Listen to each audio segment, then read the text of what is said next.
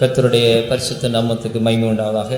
Praise be to the holy name of the Lord. எங்களுடைய அழைப்பிற்கிணங்கி ஜீவனுக்கு போகும் வழி என்ற தலைப்பிலே ஆண்டவருடைய செய்தியை கேட்கும்படியாக வந்திருக்கிற உங்கள் எல்லாருக்கும் ஆண்டவராகிய இயேசு கிறிஸ்துவின் இனிய நல் நாமத்தில் வாழ்த்துக்களை தெரிவிக்கிறோம். We would like to greet you in the sweet name of our Lord Jesus Christ for all who have gathered here to listen to the word of God, having the theme, the way towards life. நம்ம எல்லாரும் நம்முடைய வேதாகமத்தை நீதிமொழிகள் புஸ்தகம் 15ஆம் அதிகாரம் 24ஆம் வசனத்துக்கு திருப்புவோம். Let's all turn our scripture to Proverbs chapter 15 verse 24. கீழான பாதாளத்தை விட்டு விலகும்படி விவேகிக்கு ஜீவ வழியானது உன்னதத்தை நோக்கும் வழியாம். The way of life is about to the wise, that he may depart from hell beneath. கர்த்தருடைய பரிசுத்த நாமத்துக்கு மகிமை உண்டாவதாக. Let praise be to the holy name of the Lord. கீழான பாதாளத்தை விட்டு ஒரு மனிதன் உன்னதத்தை நோக்கி செல்ல வேண்டும் என்றால் அவன் ஒரு ஜீவ வழியிலே செல்ல வேண்டியது அவசியம். If a man to depart from hell and he need to go to life, he need to pass on to the way of life. இந்த ஜீவனுக்கு போகிற வழியிலே ஒரு மனிதன் முன்னேறி சென்றால் முடிவிலே அவன் நித்திய ஜீவனை பெற்று அந்த நித்திய ஜீவனிலே ஆளுகை செய்கிறவனாய் மாறுவான். If a man press forwards himself in the way of life, finally he will be entering getting this eternal life, and he will be found reigning in this eternal life. இன்னைக்கு உலகத்தை எடுத்துக்கொண்டால் மனிதர்கள் எத்தனையோ வழிகளிலே தங்களுடைய பார்வைக்கு செம்மையான வழிகளிலே போய் கொண்டிருக்கிறார்கள். ஆனால் அந்த வழிகளுடைய முடிவோ மரண வழிகள். If we take the entire mankind, they just walk in the way which seems good to their eyes, but the end is only destruction. கேட்டுக்கு போகிற வாசல், கேட்டுக்கு போகிற வழி விசாலம் அகலமா இருக்கிறது. அதன் வழியாக அநேகர் போய் கொண்டிருக்கிறார்கள். The gate towards destruction is so broad wide, many just pass therein.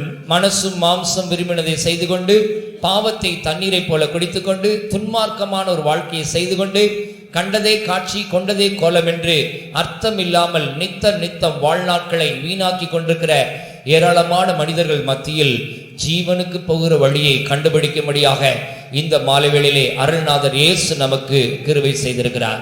In the midst of the people who live walking according to their own mind and flesh and finally leading going towards hell, God has given a privilege to us so that we might enter into the way of life. எல்லாரும் இந்த ஜீவனுக்கு போகிற வழியை கண்டுபிடிக்க முடியாது. All cannot find out the way towards life. ஆனால் தேவனால் முன் குறிக்கப்பட்டவர்கள், தேவனால் அழைக்கப்பட்டவர்கள், தேவனால் தெரிந்து கொள்ளப்பட்டவர்கள் இந்த ஜீவனுக்கு போகிற வழியிலே தொடர்ந்து முன்னேறி போய் கொண்டே இருக்கிறார்கள். But those who are all foreordained, foredestinated, being called by God, selected by God, they can choose this way of life. இந்த ஜீவனுக்கு போகிற வழியை திறந்து வைத்தவர் நமது அருமை ஆண்டவர் இயேசுவே. It's only our Lord Jesus Christ who has opened the way of life. நானே வழியும் சத்தியமும் ஜீவனுமாய் இருக்கிறேன் என்று வாக்குரைத்த தெய்வம் இன்றைக்கும் மாறாதவராய் நம்முடைய மத்தியிலே உலாவிக் கொண்டிருக்கிறார். One who is promising, I am the way, the truth and the life, he is found moving in our midst. அவருடைய நாமத்தில் ஜீவன் இருக்கிறது, அவருடைய இரத்தத்தில் ஜீவன் இருக்கிறது, அவருடைய வார்த்தையில் ஜீவன் இருக்கிறது.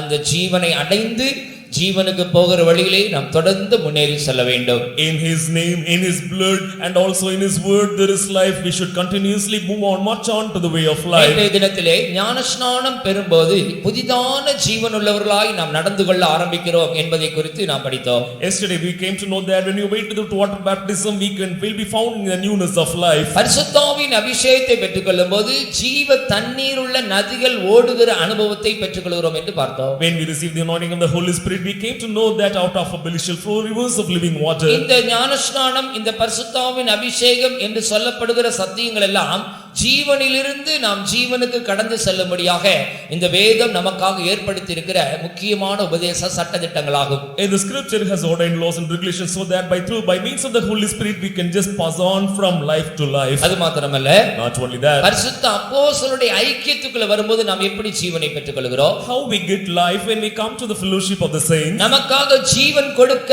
மனதுள்ள அப்போஸ்தலர்கள் மூலமாக நாம் எப்படி ஜீவனை அடைந்து கொள்கிறோம்? By means of apostles who are ready to yield their life, how we can get this life என்ற சத்தியத்தையும் நாம் நேற்றைய தினத்தில் கேட்டோம். Yesterday we came to learn about the truth. அப்போஸ்தலருடைய அந்நியோன்யத்திலும் அப்பம் பிட்குதலிலும் ஜெபம் பண்ணுதலிலும் உறுதியாய் தரித்திருக்கும்போது நாம் எப்படி ஜீவனில் வளர்ந்து முன்னேறுகிறோம் என்பதை குறித்து நேற்று நாம் பார்த்தோம். Yesterday also we studied that how when we are steadfast in breaking of bread and in communion and in prayers, how we can get life. இன்னும் தொடர்ந்து இந்த ஜீவனிலே நாம் வளர்ந்து முன்னேறி பூரணப்பட்டு ஜீவனுக்குள் பிரவேசித்து ஜீவனிலே போய் நாம் யுகாயுகமாய் ஆளுகை செய்ய வேண்டும். அதுதான் நம்மை குறித்த தேவனுடைய நோக்கம். God's intention concerning us that we should keep on growing in life and we should enter into that life and we should reign in that life. இன்னும் தொடர்ந்து நாம் இந்த ஜீவனிலே முன்னேறி செல்லும்படியாக நாம் எப்படிப்பட்ட வழியிலே செல்ல வேண்டும் என்பதை இன்றைக்கு சில காரியங்கள் மூலமாக உங்களுக்கு நாங்கள் விளக்கி சொல்ல விரும்புகிறோம். Today through things with certain things we are ready to just share things so that you might identify the way of life. இந்த ஜீவனுக்கு போகிற வழியிலே போகிறவர்கள் அவர்கள் எப்படிப்பட்ட வழியிலே போனால் அந்த நித்திய ஜீவனை சுதந்தரித்துக் கொள்ள முடியும். Those who are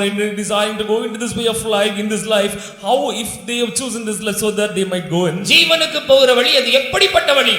The way towards life, how is that way found? அதை குறித்து இன்னைக்கு மூன்று விதமான கண்ணோட்டங்களில் சொல்ல ஆண்டவர் ஆவியானவர் நமக்கு உதவி செய்வாராக. The spirit of God help us so that we might understand. முதலாவது இந்த வழி ஒரு செம்மையான வழி, இல்லாவிட்டால் இது நீதிமான்களின் வழி என்று அழைக்கப்படுகிறது. First of all, this is an upright way or it is the way of the just. அவர்கள்தான் நீதியின் பாதையிலே கடந்து சென்று ஜீவனை பெற்றுக் கொள்கிறார்கள். They are the one who pass on in this way and get this life. இரண்டாவது கண்ணோட்டத்தில் பார்க்கும்போது In second angle when we see, இது இடுக்கமும் நெருக்கமான வழி, இல்லாவிட்டால் அநேக உபத்திரவங்களின் வழி என்று வேதம் சொல்லுகிறது. the scripture says that it is a much straight, it is an upright way or it is a way where it has much tribulation. மூன்றாவது கண்ணோட்டத்தில் பார்க்கும்போது இது பரிசுத்தமான வழி, ஒரு தூய்மையான வழி என்று நாம் பார்க்கிறோம். In the third angle when we see, it's a way of holiness, holy way.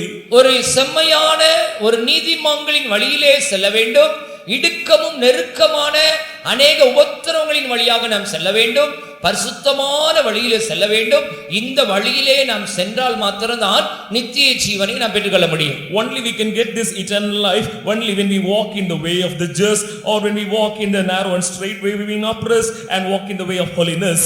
இந்த ஓசியாவின் புத்தகம் 14ஆம் அதிகாரம் 9ஆம் வசனத்தில் படிக்கிறோம், இந்த கர்த்தருடைய வழிகள், இந்த ஜீவனுக்கு போகிற வழிகள் செம்மையான வழிகள், நீதிமான்கள் அதில் நடப்பார்கள் என்று சொல்லப்பட்டிருக்கிறது. In Hosea chapter 14 verse 9 we could see the ways of the Lord are right, the just shall walk in them and get his eternal life. ஓசியா 14:9.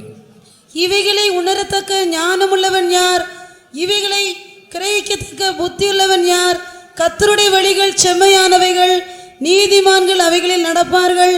பாதகரோ வென்றால் அவைகளில் இடறி விடுவார்கள். இவைகளை உணரத்தக்க ஞானமுள்ளவன் யார்? Who is wise that he can இவைகளை understand? கிரகிக்கத்தக்க புத்தியுள்ளவன் யார்? Who is wise that he might be prudent? கர்த்தருடைய வழிகள் செம்மையானவைகள், The ways of the Lord are right. நீதிமான்கள் அவைகளில் நடப்பார்கள். The just shall walk in them, பாதகரோ வென்றால் அவைகளிலே இடறி விழுவார்கள். but the transgressors shall fall இந்த therein. ஆண்டவருடைய வழிகள் ஆராயப்பட முடியாதவைகள், மனுஷருடைய புத்தியினால் விளங்கிக் கொள்ள முடியாத, கிரகிக்கப்பட முடியாத ஆச்சரியமான அதிசயமான வழிகள். இந்த வழிகள் ஒரு மனுஷனை ஜீவனுக்கு கொண்டு செல்லக்கூடிய இந்த வழிகள், இவைகள் செம்மையான வழிகள் என்று தீர்க்கதரிசி சொல்கிறார். The prophet says that the ways of the Lord are so marvelous, the ways of the Lord so wonderful, and we cannot understand with the blind eyes. The prophet says that through him we can get this eternal life. நமக்கு இருக்கிற இந்த கொஞ்ச மூளையை கொண்டு, இந்த கொஞ்ச அறிவை கொண்டு, புத்தியை கொண்டு இந்த செம்மையான வழிகளை நாம் சரியாக விளங்கிக் கொள்ள முடிகிறதில்லை. With this little wisdom, with the little knowledge and understanding what we have, we are unable to identify, know about this right way. இந்த செம்மையான வழிகளிலே யார் நடக்க முடியும்? Who can walk in this right way? நீதிமான்கள் தான் அந்த வழியிலே நடப்பார்கள். Only the just, the right shall walk in. பாதகரோ என்றால் இங்கிலீஷ்ல டிரான்ஸ்கிரஷன்ஸ், மீறுகிறவர்கள், அவர்களோ இந்த பாதைகளிலே நடக்க முடியாமல் இடறி விழுவார்கள். But the transgressors shall stumble, they will fall therein. கட்டளையை மீறுகிறவர்கள், பிரமாணத்தை மீறுகிறவர்கள், கற்பனையை மீறுகிறவர்கள், தேவனுடைய வார்த்தையை மீறுகிறவர்கள், சத்தியத்தை மீறுகிறவர்கள், ஆண்டவருடைய அப்போஸ்தல உபதேசத்தை மீறுகிறவர்கள், மீறி நடக்கிறவர்கள் இந்த பாதைகளில் நடக்க முடியாது, அவர்கள் இடறி விழுவார்கள். Those who trespass the Lord's commandments, statutes, and those who trespass the truth and the apostle doctrine, they will stumble and fall, they cannot go in the way of life. அருமையானவர்களே, இந்த நீதிமான்களுடைய வழியை கர்த்தர் அறிந்திருக்கிறார். Is the Lord is well aware of the path of the Lord. சங்கீதம் 1:6 படிக்கிறோம், கர்த்தர் நீதிமான்களின் வழியை அறிந்திருக்கிறார். In Psalm we could find the way, the Lord is knowing the way of the just. ஒவ்வொரு நீதிமான் செல்லுகிற பாதையை கர்த்தர் நன்றாக அறிந்து வைத்திருக்கிறார். Lord is well aware of the path which the righteous go.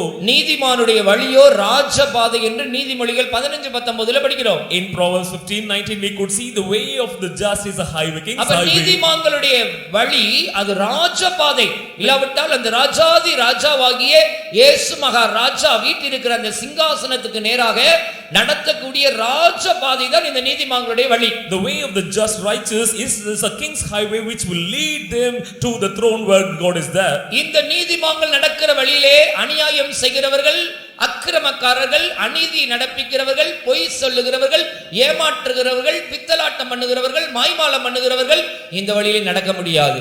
The wicked, the transgressors, those who tell lies, those who deceive, cheat others, they cannot go in this way. இந்த வழியில் நடக்கிறவர்கள் நீதிமான்கள், நியாயத்தின் நெறிகளை காத்து நடக்கிறவர்கள். These are the way the righteous are the one who use this way of life. ஒரு காலத்தில் நாம் எல்லாரும் ஏமாற்றிக் கொண்டும் பொய் பேசிக்கொண்டும் நீதி நெறி தவறு நம்முடைய மனசும் போல போக்கில் ஜீவித்தோம். ஆனால் அந்த வழியிலே போனால் நாம் இடறி விழுவோம். ஆகினால் இன்றைக்கு நாம் தீர்மானம் பண்ணுவோம், நான் நீதிமானாய் ஜீவித்து இந்த செம்மையான வழியிலே நடந்து இந்த ராஜ பாதையிலே நடந்து அந்த நித்திய ஜீவனை சுதந்தரித்துக் கொள்ள வேண்டும். Once we were all found telling lies and we are all desperately wicked. Now let's make a decision, because if we don't make a decision we'll fall. So if we make a decision, then we'll choose this way of life where God is. நாம் எப்படி நீதிமான்களாக How will மாற்றப்படுகிறோம்? we change as righteous? ஒரு தேவனுடைய பிள்ளை எப்படி நீதிமானாய் மாற முடியும்? How it's possible for a child of God to be made as righteous? நன்றாக விளங்கிக் கொள்ளுங்கள், நம்மை நாமே நாம் நீதிமான்களாக்கி கொள்ள முடியாது. Clearly understand, we speak by our own, we cannot make ourselves வேதம் righteous. என்ன சொல்கிறது என்றால் நம்முடைய நீதிகள் எல்லாம் அழுக்கான கந்தைகள். The scripture says all our righteousness are filthy rags. நம்முடைய சுய நீதி கிரியைகளினாலேயோ சுய அனுபவங்களினாலேயோ உலக பிரகாரமான மேன்மையான காரியங்களினாலேயோ இல்லாவிட்டால் நம்முடைய குலம், கோத்திரம், பெருமை இது நிமித்தமாக நாம் நீதிமான்களாகிறதில்லை. Never we become righteous by means of our own fame, name and caste, creed and religion, or because of our own self-righteousness. தேவன் ஒருவரே நம்மை நீதிமான்களாக்குகிறார். Only God alone will make us ஆமென் என்று righteous. சொல்லுவோர் அல்லேலூயா சொல்லுங்க. அல்லேலூயா. கர்த்தரே நம்மை நீதிமான்களாக்குகிறார். The Lord will make us righteous. தேவன் எவ்விதம் நம்மை நீதிமான்களாக்குகிறார்? How the Lord will make us righteous? 5 விதங்கள்ல நாம் நீதிமான்களாக்கப்படுகிறோம். By means of 5 different ways we become righteous. 1 கொரிந்தியர் 6ஆம் அதிகாரம் 11ஆம் வசனத்திலே இயேசுவின் நாமத்தினால் நீங்கள் கழுவப்பட்டீர்கள், நீதிமான்களாக்கப்பட்டீர்கள் என்று சொல்லப்பட்டிருக்கிறது. In 1 Corinthians chapter 6 verse 11 it's been said we are all justified in the name of Lord இயேசுவின் Jesus. நாமம் நம்மை நீதிமான்களாக்குகிறது. The name of Lord Jesus will இயேசுவின் நாமம் justify என்ன? us. What is the name of Jesus? நீதியின் சூரியன் என்பதாகும். It is the son of என்னைக்கு கர்த்தரா righteousness. இயேசு கிறிஸ்துவை நீங்கள் ஏற்றுக்கொண்டீர்களோ, On that day when you accepted Lord என்னைக்கு அவருடைய Jesus, நாமத்தை நீங்கள் விசுவாசித்து ஏற்றுக்கொண்டீர்களோ, on that day when you accepted His என்னைக்கு name, உங்களுடைய இருதயத்திலே நீதியின் சூரியன் வந்து உதித்தாரோ, on that day when the son of righteousness shone on அன்றைக்கு you, நீங்கள் எல்லாரும் நீதிமான்களாக்கப்பட்டீர்கள். on that day itself you are all made as கர்த்தரா just. இயேசு கிறிஸ்துவை சொந்த இரட்சகராக ஏற்றுக்கொண்டு அவரையே தெய்வமாக வணங்குகிற தேவ ஜனங்களே, நீங்கள் அவருடைய நாமத்தினாலே Oh நீதிமான்களாக்கப்பட்டிருக்கிறீர்கள். God's people who have accepted Jesus Christ as your own personal savior, by His name you are all made இரண்டாவது, righteous. Second, அவருடைய இரத்தத்தினாலே நீதிமான்களாக்கப்படுகிறீர்கள். by His blood you are all made ரோமர் righteous. 5ஆம் அதிகாரம் 9ஆம் வசனத்தில் படிக்கிறோம், When we read Romans 5, அவருடைய இரத்தத்தினாலே கர்த்தர் நம்மை நீதிமான்களாக்கி இருக்கிறார். the Lord has made us justified அந்த by His இயேசுவின் blood. இரத்தம் எப்படிப்பட்ட இரத்தம்? How is the blood of Jesus Christ? விலையேற பெற்ற இரத்தம், It is a precious blood. மாசற்ற இரத்தம், It is pure blood. குற்றமில்லாத இரத்தம், It is blameless. ஜீவனுள்ள இரத்தம், It's the blood that has நமக்காக life. ஈன கல்வாரியிலே சிந்தின இரத்தம், It is the blood shed down to the முழு Calvary. மனுக்குலத்துக்கும் பாவ நிவர்த்தியை செய்யும்படியாக சிந்தப்பட்ட இரத்தம், It is the blood shed in the cross for all the coming remission of all sins. நமக்காக நன்மையானவைகளை பேசுகிற இரத்தம், It is the blood which speaks good for us. நமக்காக பரிந்து பேசிக் கொண்டிருக்கிற இரத்தம். It is the blood which will intercede for us. அந்த இரத்தம் நம்மை நீதிமான்களாக்கி இருக்கிறது. That blood justifies us. மூன்றாவது, Third, ரோமர் 5:1 படிக்கும்போது when we read Romans 5, அவரை பற்றும் விசுவாசத்தினாலே நாம் நீதிமான்களாக்கப்பட்டிருக்கிறோம். we are all being made justified by faith. விசுவாசத்தினாலே தான் நாம் நீதிமான்களாக்கப்பட்டிருக்கிறோம். Only by faith we are all justified. அவரை பற்றும் விசுவாசத்தினாலே நாம் எல்லாரும் இன்னைக்கு நீதிமான்களாக்கப்பட்டிருக்கிறோம். Therefore being justified by we all. அவர்தான் விசுவாசத்தை துவக்கிறவர், அவர்தான் விசுவாசத்தை முடிக்கிறவர். He is the one, He is the author and the finisher of our faith. அவரை பற்றும் விசுவாசம் நம்மை நீதிமான்களாக்கி இருக்கிறபடியால் தான் இந்த பாதையிலே நாம் தொடர்ந்து முன்னேறி செல்ல முடிகிறது. It is a possible to come forward only because we have peace of mind. நான்காவதாக, Fourth, அவருடைய ஆவியினால், தேவனுடைய ஆவியினால் நீதிமான்களாக்கப்பட்டோம். fourth, by His Spirit we are all being 1 justified. கொரிந்தியர் 6ஆம் அதிகாரம் 11ஆம் வசனத்தில் படிக்கும்போது 1 Corinthians chapter 6 verse 11, தேவனுடைய ஆவியினாலே கழுவப்பட்டீர்கள், நீதிமான்களாக்கப்பட்டீர்கள். and by the Spirit you are all being washed and கர்த்தருடைய sanctified. ஆவியானவர் நம்மை நீதிமான்களாக்கி இருக்கிறார். Yes, the Spirit of God has justified us. ஆவியானவருக்கு மற்றொரு பெயர் மெல்கிசேதேக்கு. This other name for Spirit of God is Melchizedek. அவர் நீதியின் ராஜா என்று அழைக்கப்படுகிறார். He is the King of righteousness. பரலோக தேவனுடைய ராஜ்யம் புசிப்பும் குடிப்பும் அல்ல, அது நீதியும் சமாதானமும் என்று சொல்லப்பட்டிருக்கிறது. The kingdom of God is not meat and drink, but it is righteousness என்னைக்கு and நீங்கள் peace. பரிசுத்தாவின் அபிஷேகத்தை பெற்றுக்கொள்கிறீர்களோ, On day we will receive the anointing of the Holy அந்நிய Spirit. பாஷை அடையாளத்தோடு பரிசுத்தாவின் அபிஷேகத்தை என்னைக்கு பெற்றுக்கொள்கிறீர்களோ, With the token of speaking in unknown tongues. அன்றைக்கு நீதியின் ராஜா உங்களுக்குள்ள வந்து வாசம் பண்ணுகிறார். On that day itself the king of righteousness அந்த will come. மெல்கிசேதேக்கு என்ற நீதியின் ராஜா உங்களுக்குள்ள வந்து வாசம் பண்ணுகிறார். The king of righteousness will come and dwell in you. எதற்காக? For உங்களை நீதிமான்களாக்கும்படியாக. to maybe make you as righteous ones. பரிசுத்தாவின் அபிஷேகத்தை பெற்றுக்கொண்டது நிமித்தமாக அந்த தேவனுடைய ஆவியினால் நான் நீதிமான்களாக்கப்பட்டேன் என்று சொல்லுகிறவர் அல்லேலூயா சொல்லுங்க. அல்லேலூயா.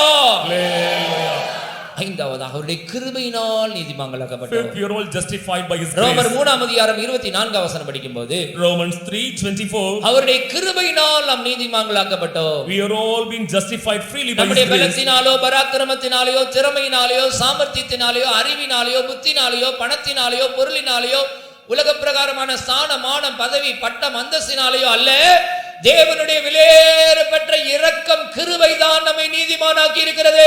Only by the great grace of God only we are being justified. It's not because of our name, fame, education or our caste, creed and religion. அவருடைய கிருபைக்கு என்ன அர்த்தம் தெரியுமா? தகுதி இல்லாத ஒரு மனுஷனுக்கு பரலோகத்தின் தேவன் பாராட்டும் இலவசமான ஈவு, அதுதான் கிருபை. When we say grace, it is a gift which God shows on a man who is not eligible. நாம் எல்லாரும் பாவத்திலே பிறந்தவர்கள், பாவத்திலே வளர்ந்தவர்கள், தேவனுடைய சமூகத்தில் இருக்கிறதுக்கு தகுதி இல்லாதவர்கள். தகுதி இல்லாத நமக்கு பரலோகத்தின் தேவன் தேடி வந்து இலவசமான ஒரு ரட்சிப்பை கொடுத்து அவருடைய கிருபையினாலே நம்ம எல்லாரும் நீதிமான்களாக்கி இருக்கிறார். ஆமென் என்று சொல்லுகிறவர் அல்லேலூயா சொல்லுங்கள். அல்லேலூயா. ஆண்டவருடைய பெரிதான கிருபை நாம் நீதிமான்களாக்கப்பட்டிருக்கிறோம். Through the great grace of God we are all being justified. இப்பொழுது நீங்க நன்றாக கவனியுங்கள். Now clearly you understand. அவருடைய நாமம், his name, அவருடைய இரத்தம், his blood, அவரை பற்றும் விசுவாசம், faith by அவருடைய ஆவி, his spirit, அவருடைய கிருபை, his grace, எல்லாம் அவருக்கு சொந்தம். all belong to him. அவருக்கு சொந்தமானவைகளை வைத்து நம்மை நீதிமான்களாக்கி இருக்கிறார். By what he belongs to him, through that he has made இதுல us. ஏதாவது நமக்கு சொந்தமானது இருக்கிறதா? Can we claim this something நன்றாக as our கவனித்து own? பாருங்கள். அவருடைய நாமம், Listen carefully. His name, அவருடைய இரத்தம், his blood, அவரை பற்றும் விசுவாசம், faith by means of அவருடைய ஆவி, his spirit, அவருடைய கிருபை. his grace. அப்ப நம்ம தேவனை பார்த்து என்ன சொல்ல வேண்டும்? Looking unto God, what do we say? ஆண்டவரே, என்னை நான் நீதிமானாக்கி கொள்ளுகிறதற்கு எந்த விதத்திலும் நான் அருகதை உள்ளவன் அல்ல. Lord, I am no more eligible to make myself as ஏசப்பா, righteous. உம்முடைய நாமம் தான் என்னை நீதிமானாக்கினது. Oh Jesus, only your name made me உம்முடைய இரத்தம் righteous. தான் என்னை Your நீதிமானாக்கினது. blood made me நீ righteous. தந்த விசுவாசம் தான் என்னை நீதிமானாக்கினது. Only the faith which you gave me உம்முடைய ஆவி righteous. தான் என்னை நீதிமானாக்கினது. Only by your spirit உம்முடைய made me கிருபை righteous. தான் என்னை நீதிமானாக்கினது. Your grace made me righteous. ஆமென். அல்லேலூயா. நீங்கள் நீதிமான்களாக்கப்பட்டவர்கள் என்றால் நீங்கள் இந்த நீதியின் பாதையிலே ஜீவனுக்கு நேராக தொடர்ந்து போய் கொண்டே இருக்கலாம். If you have been made righteous, you can use this way of life to continuously march on in this way. தேவனால் நீதிமான்களாக்கப்படுகிறவர்கள் இப்படிப்பட்டவர்கள் தான். Those who have been made righteous by God, such people are those. ஆனால் மற்ற சில கூட்டத்தார் இருக்கிறார்கள். There are some other group. தங்களை தாங்களே நீதிமான்களாக்கிக் கொள்ளுகிறவர்கள். They make themselves as righteous. இன்னொரு கூட்டத்தார் இருக்கிறார்கள். Still another group. மனுஷருக்கு முன்பாக நீதிமான்களாக காட்டிக் கொள்ளுகிறவர்கள். They showcase pretend themselves as righteous before இயேசு other men. ஜீவித்த காலத்திலே In the time when பரிசேயர் சதுசேயர் என்ற கூட்டத்தார் இருந்தார்கள். there were group Pharisees and scribes. இயேசு அவர்களை பார்த்து சொல்கிறார், நீங்கள் மனுஷருக்கு முன்பாக உங்களை நீதிமான்களாக காட்டுகிறீர்கள். You show yourself as righteous before men. மனுஷருக்கு முன்பாக நம்மை நீதிமானாக காட்ட வேண்டிய அவசியம் இல்லை. There is no need for you to show yourself as righteous before men. நம்மை நாமே நீதிமான்களாக்கிக் கொள்ள வேண்டிய தேவையும் இல்லை. There is no necessity for us to make our own righteousness N self-righteous. தெய்வமே, நீரே என்னை நீதிமானாக்கும். Oh Lord, you yourself make me righteous. ரோமர் 8 அதிகாரத்துல தான் பரிசுத்த பவுல் சொல்கிறார், கர்த்தரே தேவனே நம்மை நீதிமான்களாக்குறார். In Romans chapter 8, Paul says that Lord makes us righteous. ரோமர் 8:33 படிக்கும்போது When Romans 8, தேவன் தெரிந்து கொண்டவர்கள் மேல் குற்றம் சாட்டுகிறவன் யார்? who is the one who condemneth? தேவனே அவர்களை நீதிமான்களாக்குகிறவர். God himself will justify them. எத்தனை பேர் நீங்கள் இதை ஆமென் என்று சொல்ல முடியும்? How many of you அல்லேலூயா. என் தேவன் தான் என்னை நீதிமானாக்கி இருக்கிறார். only my God has made me righteous? இந்த நீதிமான்களுடைய சபையிலே சங்கத்திலே இன்றைக்கு என்னை கொண்டு வந்து உட்கார வைத்தது தேவன். It is only God who made me to sit in the assembly in the congregation of the righteous. நீதிமான்களாய் இருக்கிறவர்கள், நேர்மையாய் நடக்கிறவர்கள், உத்தமமாய் நடக்கிறவர்கள், உண்மையாய் நடக்கிறவர்கள், இவர்கள் தான் இந்த ராஜ பாதையிலே போய் கொண்டிருக்கிறார்கள். Those who are righteous, those who are true, they only march on in the path of the king's highway. ஏசாயா 57 அதிகாரம் 1 வசனம் 2 வசனம் படிக்கும்போது Isaiah 57 7 நேர்மையாய் நடந்தவர்கள் தங்களுடைய படுக்கையிலே போய் இளைப்பாறிக் கொண்டிருக்கிறார்களாம். and those who are they shall enter into peace, walking in their righteousness. அப்ப நேர்மையாய் நடக்க வேண்டும், உத்தமமாய் நடக்க வேண்டும், வலதுபுறம் இடதுபுறம் சாயாமல் நேராய் நடக்க வேண்டும், நீதிமான்களாய் நடக்க வேண்டும், செம்மையாய் நடக்க வேண்டும். இதுதான் நம்மை குறித்து தேவன் வைத்திருக்கிற நோக்கம். The purpose of God concerning us, that the righteous should be walking truly, we should be இதை விட்டுவிட்டு living this.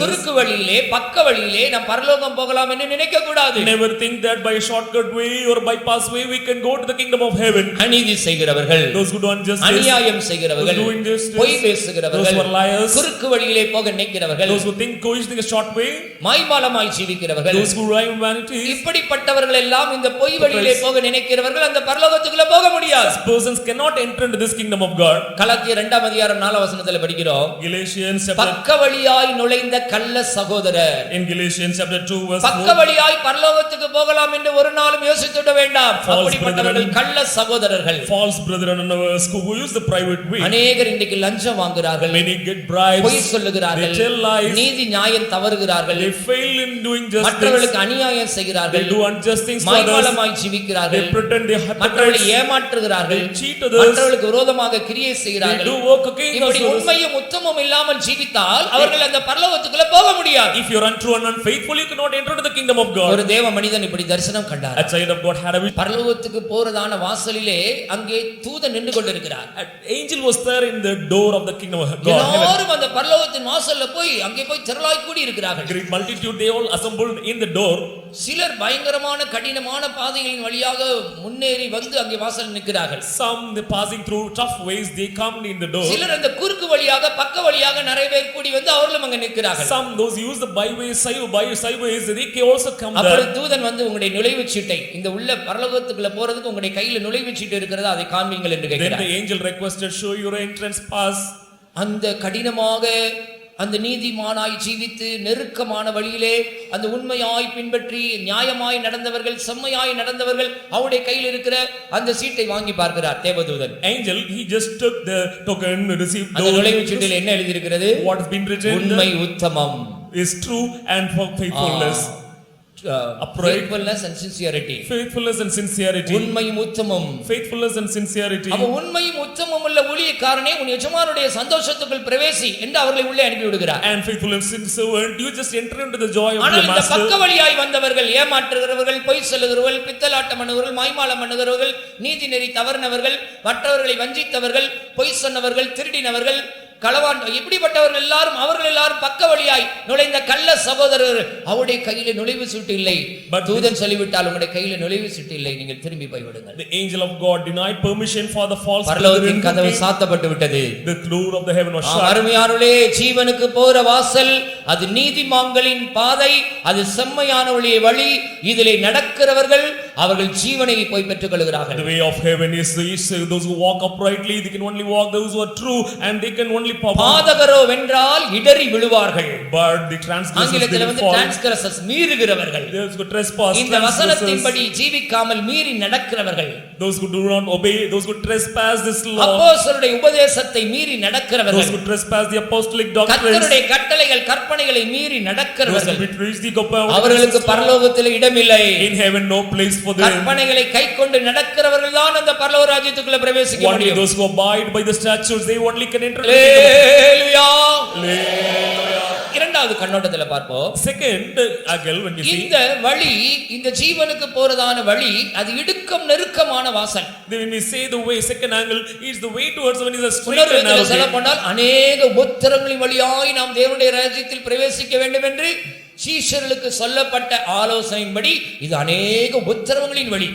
According to the counsel given to the disciples, that we should make use of this narrow and straight way which is full of trials and ஜீவனுக்கு troubles. போற வாசலை குறித்து மத்தேயு எழுதின சுவிசேஷத்தில் நீங்கள் வாசிக்கும்போது அது அந்த வாசல் இடுக்கமும் நெருக்கமா இருக்கிறது. In Matthew gospel, when you read, the way to heaven is so straight and narrow. மத்தேயு எழுதின சுவிசேஷம் 7 அதிகாரம் 23 வசனம்.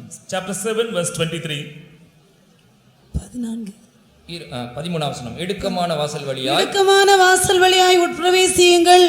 கேட்டுக்கு போகிற வாசல் விரிவும் வழி விசாலமாய் இருக்கிறது. கேட்டுக்கு போகிற வாசல் வழி விசாலம் அகலமாய் இருக்கிறது. Broad and wide is the gate which leads to அதின் வழியாக destruction. பிரவேசிக்கிறவர்கள் அநேகர். Many there be which go in thereof. ஜீவனுக்கு போகிற வாசல் But the way towards இடுக்கமும் நெருக்கமும் வழி நெருக்கமாய் இருக்கிறது. straight is the gate and narrow is the way. அதை கண்டுபிடிக்கிறோ சிலர். Few find it. Hallelujah. Hallelujah. இடுக்கமும் நெருக்கமான வாசல் வழியாக போகும்படியாக தான் கர்த்தர் நம்மை தெரிந்தெடுத்திருக்கிறார். Lord has chosen us to make use of those straight and the narrow way. அநேக உபத்திரவங்களின் வழியாக நாம் சென்றுதான் அந்த தேவனுடைய ராஜ்யத்துக்குள்ள சுதந்தரிக்க வேண்டும். Too many persecutions and sufferings, only we should enter into that way. Cinema கொட்டைக்கு பாருங்கள், எத்தனையோ மக்கள் விரைந்து ஓடுகிறார்கள் அந்த ஆபாச காட்சிகளை பார்க்க, மாயையான சிற்றின்பங்கள், உல்லாசங்கள், பொழுதுபோக்குகளுக்காக எத்தனையோ இடங்களுக்கு மக்கள் இன்றைக்கு விரைந்து ஓடுகிறார்கள். கேட்டுக்கு போகிற அந்த வாசல் வழி விசாலம் அகலமா இருக்கிற அதன் வழியாக அநேகர் போய் கொண்டிருக்கிறார்கள். To see all filthy obscene pictures, people run towards the movies. ஆனால் ஜீவனுக்கு போற வாசல் எப்படிப்பட்ட வாசல்? But the way towards life, how is it? அதிகமும் நெருக்கம் நிறைந்த வாசல். It is straight and so narrow. அதன் வழியாக போகிறவர்கள் கொஞ்சம் பேர் தான். Few find it and go. இந்த இடுக்கமும் நெருக்கமான வாசலை கண்டுபிடிக்கிறவர்களே சிலர் தான். The only few will identify and locate that. ஆனால் கேட்டுக்கு போற வாசல்ல அநேகர் கண்கட்டு குருடர்கள் போல போய் கொண்டே இருக்கிறார்கள். But in the way which leadeth to destruction, many is how blind likewise, and they just go. சாத்தானுடைய மனக்கண்களை குருடாக்கி இருக்கிறார். Satan has blinded their eyes. இப்பிரபஞ்சத்தின் தேவனானவன் அவருடைய மனக்கண்களை குருடாக்கி இருக்கிறார். The ruler of this world has blinded their eyes. ஆகையால் அவர்கள் கேட்டுக்கு போகிற வாசல்ல போய் கொண்டிருக்கிறார்கள். Therefore they go in the way it leadeth to destruction. இன்றைக்கு பாருங்கள், டிவி சினிமா எல்லாம் மக்களுடைய மனதை கவர்ந்து இழுத்து அந்த கேட்டுக்கு நேராக மக்களை நடத்தி கொண்டிருக்கிறது. See how TV cinema it has captured these men and leadeth them to destruction. சாத்தான் சபையினுடைய ஸ்தாபகன், அவன் பேர் ஆண்டன் லாவே. அவன் என்ன சொன்னான் தெரியுமா? Anton LaVey, who is the founder chairman of the சாத்தான் சபையை ஸ்தாபித்த அவன் தான் ஸ்தாபித்தவன். He is the one who is the founder. அவன் பேர் ஆண்டன் லாவோ. Anton LaVey. அவன் சொல்கிறான், என்னுடைய மார்க்கத்தை முன்னேற்றுவதில் இந்த டிவி சினிமா மாபெரும் பங்கு வகிக்கிறது. To highlight my movement, this TV and internet. அவன் ஒரு புத்தகம் எழுதியிருக்கிறான், அதுக்கு பேர் பிசாசின் நோட்டு புத்தகம், The Devil's Notebook. The Devil's Notebook.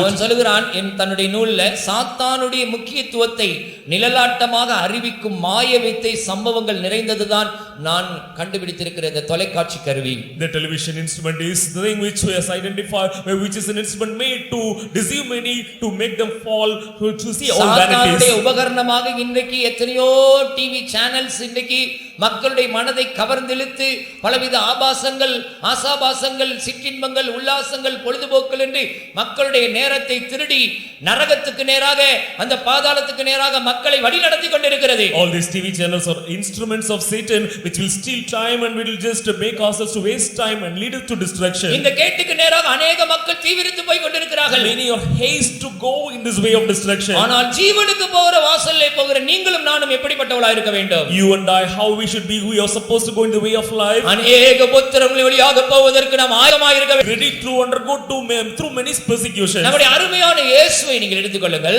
Consider our beloved Jesus. அவர் பேர் இரட்சிப்பின் அதிபதி. He is the prince of captain of salvation. இந்த இரட்சிப்பின் அதிபதியை உபத்திரவங்களினாலே பூரணப்படுத்துகிறது பிதாவாகிய தேவனுக்கு ஏற்றதாக இருந்தது. It was much willing to the Father to make perfect Jesus through the who is the captain of எபிரேயர் salvation. 2 அதிகாரம் 10 வசனத்தில் படிக்கும்போது Hebrews 2:10 अनेक உபத்திரவங்களினாலே இயேசு கிறிஸ்துவை பூரணப்படுத்துவது பிதாவுக்கு ஏற்றதாக இருந்தது. Able to make the captain of our salvation perfect through sufferings. நம்முடைய கர்த்தராகிய இயேசு கிறிஸ்து உபத்திரவங்களினாலே பூரணப்படுத்தப்பட்டார் என்றால் நீங்களும் நானும் அந்த உபத்திரவ வழியாக தான் போக வேண்டியிருக்கிறது. If Jesus Christ was made perfect through sufferings, then it is essential for you and I to pass through this path of sufferings. ஏசாயா 53 அதிகாரத்தை நீங்கள் வீட்டில் போய் வாசித்துக் கொள்ளுங்கள். Go and read home Isaiah 53. பிதாவோ அவரை நொறுக்க சித்தமாகி அவரை பாடுகளுக்கு உட்படுத்தினார். And Father desired to bruise him. பிதாவோ அவரை நொறுக்க சித்தமாகி அவரை பாடுகளுக்கு உட்படுத்தினார். And Father made him to undergo suffering. அவர் அசட்டை பண்ணப்பட்டிருந்தார். He was despised. மனுஷரால் புறக்கணிக்கப்பட்டிருந்தார். He was rejected by men. துக்கம் நிறைந்தவராய் இருந்தார். He was full of பாடு அனுபவித்தவராய் இருந்தார். அவர் நம்முடைய பாடுகளை ஏற்றுக்கொண்டிருந்தார். He has accepted all. நம்முடைய துக்கங்களை சுமந்தார். He has borne our iniquities. Our வாதிக்கப்பட்டார். He was soon. சிறுமைப்படுத்தப்பட்டவர் என்று எண்ணப்பட்டார். He was afflicted. நம்முடைய மீறுதல் நிமித்தம் அவர் காயப்பட்டார். He was wounded for our our transgressions. நொறுக்கப்பட்டார். He was bruised. நமக்கு சமாதானத்தை உண்டு பண்ணும் ஆக்கினை அவர் மேல் வந்தது. இருந்தது. The chastisement of our peace was our upon him. நெருக்கப்பட்டும் ஒடுக்கப்பட்டும் இருந்தார். He was being destroyed by his distress. மயிர் கத்தரிக்கலுக்கு முன்பாக சத்தமிடாதிருக்கிற ஆட்டை போல இருந்தார். As a sheep have gone astray. கர்த்தரோ அவரை நொறுக்க சித்தமாகி பாடுகளுக்கு உட்படுத்தினார். But the Lord made him to undergo our sufferings. தம்முடைய ஆத்துமாவை மரணத்தில் ஊற்றினார். He poured out his soul. பாருங்கள் எப்படிப்பட்ட உபத்திரவங்களின் ஊடாக அவர் சென்றிருக்கிறார் பாருங்கள். Through how which sufferings the Lord has ஆனால் done. அவர் அவமானத்துக்கும் உமிழ்நீருக்கும் தன்னுடைய முகத்தை மறைக்கவில்லை. He did not hide his face to shame and for spitting. பாவிகளால் தமக்கு விரோதமாக செய்யப்பட்ட விபரீதங்களை சகித்த அந்த இயேசுவை நீங்கள் நினைத்து பாருங்கள். Consider Jesus who undergo through the entire purpose sufferings and நமக்கும் இந்த persecutions. உபத்திரவங்களின் வழியை தான் கர்த்தர் வைத்திருக்கிறார். Even God has reserved the ஒரு path of உபத்திரம் ரெண்டு sufferings. உபத்திரம் அல்ல, Not one or two. அநேக உபத்திரங்கள் வழியாக தான் ஜீவனுக்குள்ள பிரவேசிக்க முடியும். Only through many sufferings only we can enter into this way of life. ஜீவனுக்குள் பிரவேசிக்கும்படியாக வாஞ்சிக்கிற தேவனுடைய பிள்ளையே, உனக்கு இந்த பூமியில அநேக உபத்திரவங்கள் உண்டு. O child of God who desire to inherit this life in this world. யோவான் 16:33 இயேசு சொல்லுகிறார், உலகத்திலே உங்களுக்கு உபத்திரவம் உண்டு. In this world you have sufferings. யோவான் Tribulations. 16:33 Ye shall have tribulation in the world, but be of good cheer, I overcome the world. Be of good cheer, I overcome this world. யோவான் 16:33 என்னிடத்தில் உங்களுக்கு சமாதானம் உண்டாயிருக்கும் பொருட்டு இவைகளை உங்களுக்கு சொன்னேன். என்னிடத்தில் சமாதானம் உண்டாயிருக்கும்படிக்கு நான் இவைகளை உங்களுக்கு சொன்னேன். உலகத்தில் உங்களுக்கு உபத்திரவம் உண்டு, உலகத்தில் உங்களுக்கு உபத்திரவம் உண்டு, ஆனாலும் திடன் கொள்ளுங்கள், ஆனாலும் திடன் கொள்ளுங்கள், நான் உலகத்தை ஜெயித்தேன் நான் என்றார். உலகத்தை ஜெயித்தேன். அல்லேலூயா. Hallelujah. நாம் உலகத்தை ஜெயித்த இயேசு மகாராஜா, அவர் உபத்திரவங்களினாலே பூர்ணப்பட்டவர். இன்றைக்கு பிதாவின் சிங்காசனத்திலே உட்கார்ந்து கொண்டு உபத்திரவப்படுகிற நமக்கு உதவி செய்யும்படியாக பிதாவின் இடத்திலே பரிந்து பேசிக் கொண்டிருக்கிறார். Great Jesus, oh great Jesus Christ, now he is interceding, sitting the throne to the Father for us who are undergoing sufferings and அதனால்தான் tribulations. பரிசுத்த பவுல் 1 தெசலோனிக்கேயர் 2:3 எழுதுகிறார், நாம் உபத்திரவங்களை சகிக்க நியமிக்கப்பட்டிருக்கிறோம். In 1 Thessalonians chapter 2 verse 3 it says that we are subjected to undergo the sufferings. நாம் எல்லாரும் உபத்திரவங்களை சகிக்கும்படியாக நியமிக்கப்பட்டிருக்கிறோம். We are foreordained. We are all foreordained to undergo afflictions. எல்லாருக்கும் உபத்திரவங்களை கர்த்தர் வைத்திருக்கிற நோக்கம் என்ன? What is the purpose for God to இதுதான் நம்மை நித்திய ஜீவனுக்கு நேராக நடத்தி கொள்ளுகிற வழி. This is the way which will lead to eternal life. இந்த நம்முடைய உபத்திரவத்தை கர்த்தர் காணாதவர் போல இருக்கிறவர் அல்ல. God will not hide seeing in this way of sufferings. நம்முடைய உபத்திரவங்களின் மத்தியிலே, In the midst of our afflictions, தேவன் நம்முடைய உபத்திரவத்தை பார்க்கவே பார்க்கிறவராய் இருக்கிறார். God is seeing all our afflictions. யாத்திராகமம் 3:7 Exodus 3:7 நான் அவருடைய உபத்திரவத்தை பார்க்கவே பார்த்து. Surely I will see அது all என்ன their அர்த்தம்? afflictions. இஸ்ரவேல் ஜனங்களுடைய உபத்திரவத்தை கர்த்தர் பார்க்கவே பார்த்தார். Lord have certainly saw the நீ afflictions. உபத்திரவங்களினூடாக போய் கொண்டிருக்கிறதை கர்த்தர் பார்க்கிறவராய் இருக்கிறார். God is able to see the way, the afflicted way you are going. உபத்திரவத்திலிருந்து விடுதலையாக்குறவராய் இருக்கிறார். He is able to set you free from affliction. சங்கீதம் 34:17 சகல உபத்திரவங்களில் இருந்தும் நீதிமான்களை நீங்களாக்கி விடுவிக்கிறவர். In Psalm 34 verse 15 we could see that he will redeem. சங்கீதம் 22:24 உபத்திரவப்பட்டவனுடைய உபத்திரவத்தை அற்பமாய் எண்ணாதவர். In Psalm 22 verse 24 we see that he is not despised உன்னுடைய the affliction உபத்திரவத்தை of the கர்த்தர் afflicted. அற்பமாக எண்ணுகிறதில்லை. Never the Lord will despise your affliction. உபத்திரவத்தை கர்த்தர் பார்க்கவே பார்க்கிறார். Surely he will certainly see. உன்னுடைய உபத்திரவத்தில் உனக்கு ஆறுதல் செய்கிறார். He will comfort in your 2 affliction. கொரிந்தியர் 1:4 பரிசுத்த பவுல் சொல்கிறார், எங்களுக்கு வரும் உபத்திரவங்களில் அவர் ஆறுதல் செய்கிறார். 2 Corinthians 1:4 we could see the Lord has comforted us in our உபத்திரவத்தின் trouble. மத்தியிலே திடன் கொள்ளுங்கள் என்று நம்மை தைரியப்படுத்துகிறவர். He exhorts us, be of good cheer during times of affliction. 2 தெசலோனிக்கேயர் 1:6 உபத்திரவப்படுகிறவர்களுக்கு இளைப்பாறுதலை பிரதிபலனாய் தருகிறாராம். In Thessalonians 1 chapter verse 6 he is giving us a reward. அருமையானவர்களே, தேவன் நம்மை உபத்திரவத்தின் குகையில தான் தெரிந்து கொண்டார். God has chosen us in the furnace of affliction. உபத்திரவத்தின் குகையிலே கர்த்தர் உன்னை தெரிந்து கொண்டதற்கு என்ன நோக்கம் தெரியுமா? Do you know what is the intention for God to choose you in the furnace of affliction? நீ நித்திய ஜீவனை அடைந்து கொள்ள வேண்டும். You should get this eternal life. அல்லேலூயா. உன்னுடைய உபத்திரவத்தை காண்கிற தேவன், A God who sees your உன்னுடைய tribulation. உபத்திரவத்தை அறிந்திருக்கிற தேவன், God who is aware of உன்னுடைய your உபத்திரவத்தில் உதவி செய்கிற தேவன், God who sustains, உன்னுடைய supports you, உபத்திரவத்தை அற்பமா எண்ணாத தேவன், who will not despise your உன்னுடைய affliction, உபத்திரவத்தில் உனக்கு ஆறுதல் செய்கிற தேவன், one who comforts in your உன்னுடைய affliction, உபத்திரத்திலிருந்து உன்னை விடுதலையாக்குற தேவன், one who sets you free from உன்னுடைய your affliction, உபத்திரவத்தின் மத்தியிலே உனக்கு திடன் கொள் என்று தைரியப்படுத்துகிற தேவன். one who exhorts saying be of good cheer during tribulation. நம்மை போல 2000 வருஷங்களுக்கு முன்பாக இந்த பூமியில 33 வருடம் ஜீவித்த இயேசு நம்மை போல எல்லா விதங்களிலும் உபத்திரப்படுத்தப்பட்டார், ஆனால் பூரணராக்கப்பட்டு இன்றைக்கு பிதாவின் சிங்காசனத்தில் இருக்கிறார். Before 2000 years, 33 years, Jesus was suffered, he undergone affliction, now he has been made perfect. இந்த உபத்திரவத்தின் மத்தியில நாம் என்ன செய்ய வேண்டும்? In the midst of this affliction, what we need to do? நமக்கு தேவையான 3 காரியங்கள். 3 essential things. ஒன்று, நமக்கு ஒரு தரிசனம் தேவை. What we need to have a vision. இரண்டாவது, நமக்கு பொறுமையாய் சகிக்க கிருபையும் அன்பும் தேவை. Second, we need to have this love. மூன்றாவது, இந்த உபத்திரவங்களை நமக்கு ஒரு ஆறுதல் தேவை. Third, we need a comfort. இந்த பாதையை நீங்கள் ஜெயமாய் கடக்க வேண்டுமா? Victoriously do you want to இந்த pass உபத்திரவ on? வழியை நீங்கள் ஜெயமாய் கடக்க வேண்டுமா? Do you want to victoriously pass on? முதலாவது உங்களுக்கு ஒரு தரிசனம் தேவை. First you need to have a vision. என்ன தரிசனம்? What vision? கொஞ்ச காலத்தில் நீங்கும் லேசான இந்த உபத்திரவம். This little affliction which will leave. 2 கொரிந்தியர் 4 அதிகாரம் 17 வசனத்தில் படிக்கிறோம். For the 4th chapter. மிகவும் லேசான கொஞ்ச காலத்தில் நீங்கக்கூடிய இந்த உபத்திரவம். This little affliction which will pass on into ஏன் while. இது கொஞ்ச காலத்தில் நீங்கும் லேசான உபத்திரவம் என்று சொல்லி இருக்கிறது? Why is being said this little affliction which will pass இந்த on? உபத்திரவம் நம்முடைய மரணத்தோடு முடிந்துவிடும். This affliction will இல்லாவிட்டால் கர்த்தருடைய வருகையோடு முடிந்துவிடும். or it will cease with the coming of the Lord. ஆண்டவருடைய வருகை நெருங்கி விட்டது. The day of coming of நம்முடைய the Lord. மரணமும் எந்நேரம் என்று சொல்ல முடியாது. We cannot say what will be our death பலத்தின் time. மிகுதியினால் 80 வருஷம். By the strength of we is 80. அப்ப ஒரு மனுஷனுடைய வாழ்நாள் கிட்டத்தட்ட 80 வருஷம் என்று சொல்லி இருக்கிறது. Approximately the lifespan of a man is 80. அதற்கு மிஞ்சி வாழ்கிறவர்கள் சிலர். Only few cross அப்ப that. இந்த கொஞ்ச காலத்துல நாம் அனுபவிக்கிற உபத்திரவம் பரலோகத்தில் நாம் பெற்றுக்கொள்ள போகிற மிகவும் அதிகமான நித்திய கன மகிமைக்கு ஈடாகாது, இணையாகாது, ஒப்பாகாது. That afflictions which we endure for a moment, for a little period, cannot be compared to that eternal weight of glory in heaven. Far more exceeding eternal weight of glory. சாதாரணமான மகிமை அல்ல. It's not a simple glory. மிகவும் அதிகமான நித்திய கன மகிமை. For exceeding eternal weight of glory. அழகாக சொல்லியிருக்கு. Far more exceeding eternal weight of glory. எவ்வளவு பெரிய மகிமை கர்த்தர் வைத்திருக்கிறார் பாருங்க. Far more exceeding eternal weight of glory. இங்கே நம்ம கண்ணை மூடின உடனே close our eyes அந்த here. மகிமையை போய் பெற்றுக்கொள்கிறதற்கு நாம் ஆயத்தமாக்கப்படுகிறோம். We get ready to get the glory from there. அந்த தரிசனம் நமக்கு இருந்தால், If we have that vision, இந்த உபத்திரவங்கள் நமக்கு ஒரு பொருட்டாக அல்ல. these afflictions is not at all a Kota matter. கோடி வருஷங்கள் யுகமாய் போய் அந்த மகிமையை பெற்றுக்கொள்ள போகிறோம் என்றால் இந்த உபத்திரவங்களை நாம் ஒரு பொருட்டாக எண்ணக்கூடாது. For crores and years we are going to get the glory means we should not give account or pay to these afflictions here. நல்லா விளங்கிக்கங்க. இந்த உலகத்துல நம்ம அனுபவிக்க போற உபத்திரவம் கிட்டத்தட்ட ஒரு 80 வருஷம் வச்சுக்கோங்க. ஆனா நம்ம போய் பெற்றுக்கொள்ள போகிறதான அந்த மகிமை கிட்டத்தட்ட கோடி யுகமான வருஷங்கள், அதுக்கு முடிவே இல்லை. அவ்வளவு நாட்கள் போய் நம்ம மகிமையை பெற்றுக்கொள்ள போகிறோம். Listen carefully, the afflictions that we endure is only limited period for 80 years. இந்த தரிசனம் உங்களுக்கு இருந்தால், if you have this vision, நீங்கள் உபத்திரவங்கள்ல சந்தோஷப்படுவீர்கள். you will be rejoicing. பரிசுத்த பவுல் என்ன சொல்கிறார்? What Saint Paul says? எங்களுக்கு வருகிற எல்லா உபத்திரவத்திலும் நாங்கள் பரிபூர்ண சந்தோஷமா இருக்கிறேன். In all the tribulations which we endure, we are much happy. எல்லா பக்கத்திலும் நாங்கள் உபத்திரவப்பட்டோம். We are oppressed on all sides. எல்லா பக்கத்திலும் உபத்திரவம். We are oppressed on all sides. நாங்கள் மிகவும் சந்தோஷமாய் பரிபூர்ண சந்தோஷமா இருக்கிறோம். We are having much joy in this affliction. எங்களுக்கு வருகிற எல்லா உபத்திரவங்களையும் நாங்கள் மேன்மை பாராட்டுகிறோம். We boast in all these afflictions. Hallelujah. Hallelujah. இரண்டாவது, உபத்திரவங்களிலே நாம் பொறுமையா இருக்க வேண்டும். We should be so patient. ரோமருக்கு எழுதின நிருபம் 12:12 வாசிக்கும்போது, Romans 12:12. உபத்திரவத்திலே பொறுமையா இருங்கள். Be patient. பொறுமையாய் உபத்திரவத்தை சகித்துக் கொள்ள வேண்டும். Continuing, be patient in tribulation. நீங்கள் அநியாயமாய் பாடுபட்டு உபத்திரவங்களை பொறுமையாய் சகித்தால் அதுதான் கிறிஸ்துவுக்கு முன்பாக பிரீதியாய் இருக்கும். It will be so good in the eyes of the Lord if you continuously be patient in tribulation.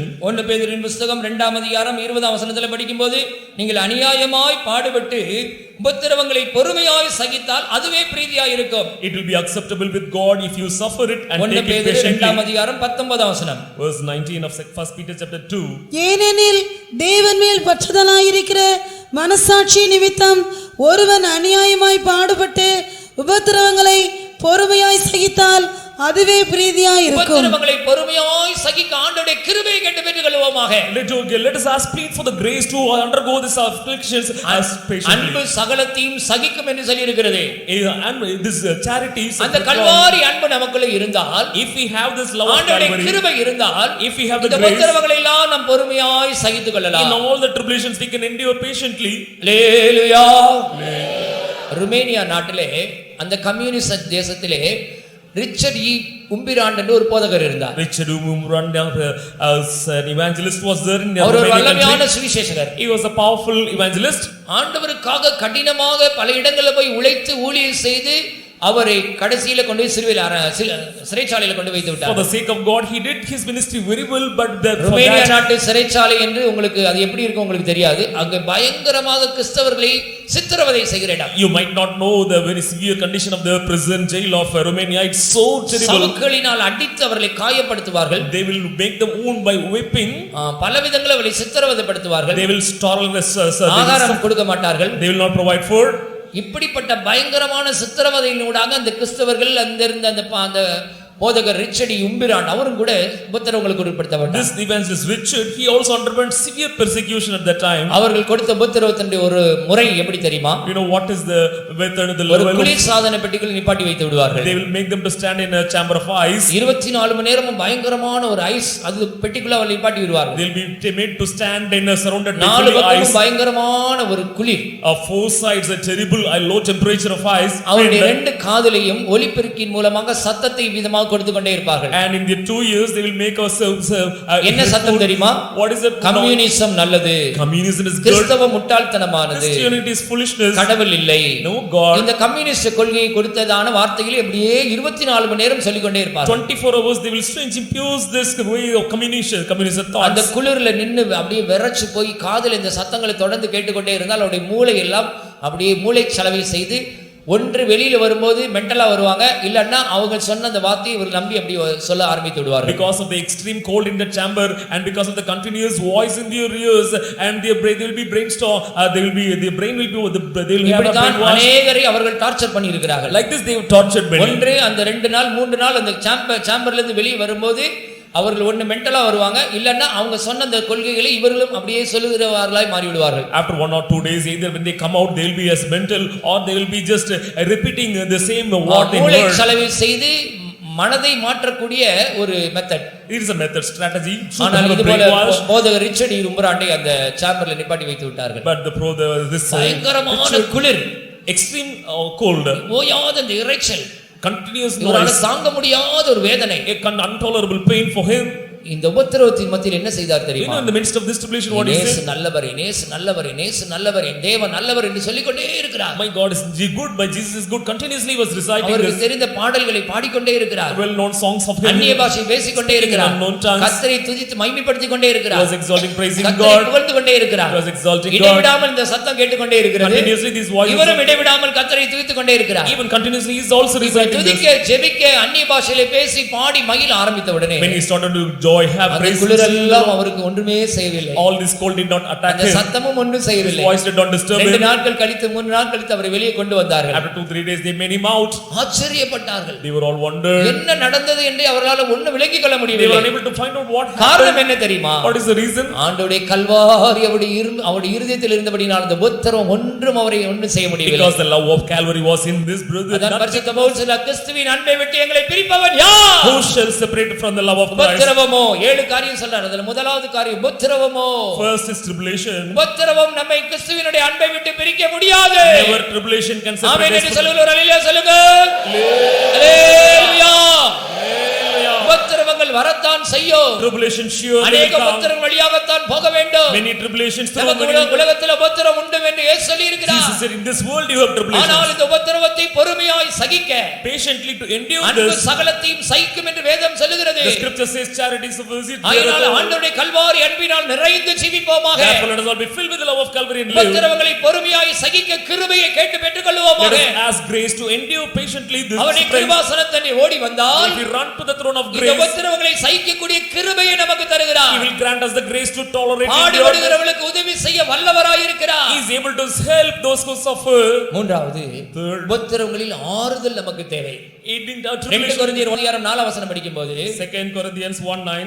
பரிசுத்த பவுல் சொல்கிறார், எங்களுக்கு வரும் உபத்திரவங்களிலே ஆறுதல் செய்கிறவரை நாங்கள் கூட வச்சிருக்கிறோம். We have God who will help us, will exhort, comfort us. அருமையானவர்களே, பரிசுத்த ஆவியானவர் நமக்கு ஆறுதல் தருகிறவர். Yes, the Holy Ghost, Spirit of God. இளைத்தவனை இளைப்பாற பண்ணத்தக்க இளைப்பாறுதலை தருகிற ஆவியானவர். Is the Spirit of God who will make the weak to go. இதுவே ஆறுதல் என்று வேதம் நமக்கு சொல்லுகிறது. This is the comfort the scripture says. பரிசுத்தாவின் அபிஷேகத்தில் நிறைந்து நீங்கள் அந்நிய பாஷையிலே பேசும்போது When you fill in the anointing, the Holy Spirit is speaking in unknown tongue. உபத்திரவத்தில் ஆறுதல் உங்களுக்குள்ள பெறுகிறது. In your tribulation you will get comfort. உபத்திரவம் உங்களுக்கு ஒரு பொருட்டாகவே தோன்றாது. Never tribulation will be a matter at all. பரிசுத்த பவுல் சொல்கிறது போல உபத்திரவங்களிலே தேவனுடைய ஆறுதலை பெற்றுக்கொள்வோம். Like Paul says that in tribulation நம்முடைய ஆண்டவருக்கு பேர் என்ன தெரியுமா? You know what is the name of our God? சகலவிதமான ஆறுதலின் தேவன். God of all comfort. God of all comfort. அவர் சகலவிதமான ஆறுதலின் தேவன். The God of all comfort. இந்த தேவன் உங்களோடு இருந்தால் if this God is with உங்களுடைய you, உபத்திரவங்களுக்கு உங்களுக்கு பொருட்டாகவே இருக்காது. never you can mind about your tribulation. எது நிமித்தமாக நமக்கு உபத்திரவங்கள் வருகிறது? For what reason this tribulation occurs? உபத்திரவப்படுத்துறவங்க இருந்தா தான் உபத்திரவம் வரும். Only when persecutors are there you will get persecution. மருமக உபத்திரவம் கொடுக்கறனால தான் மாமியாருக்கு உபத்திரவம் வருகிறது.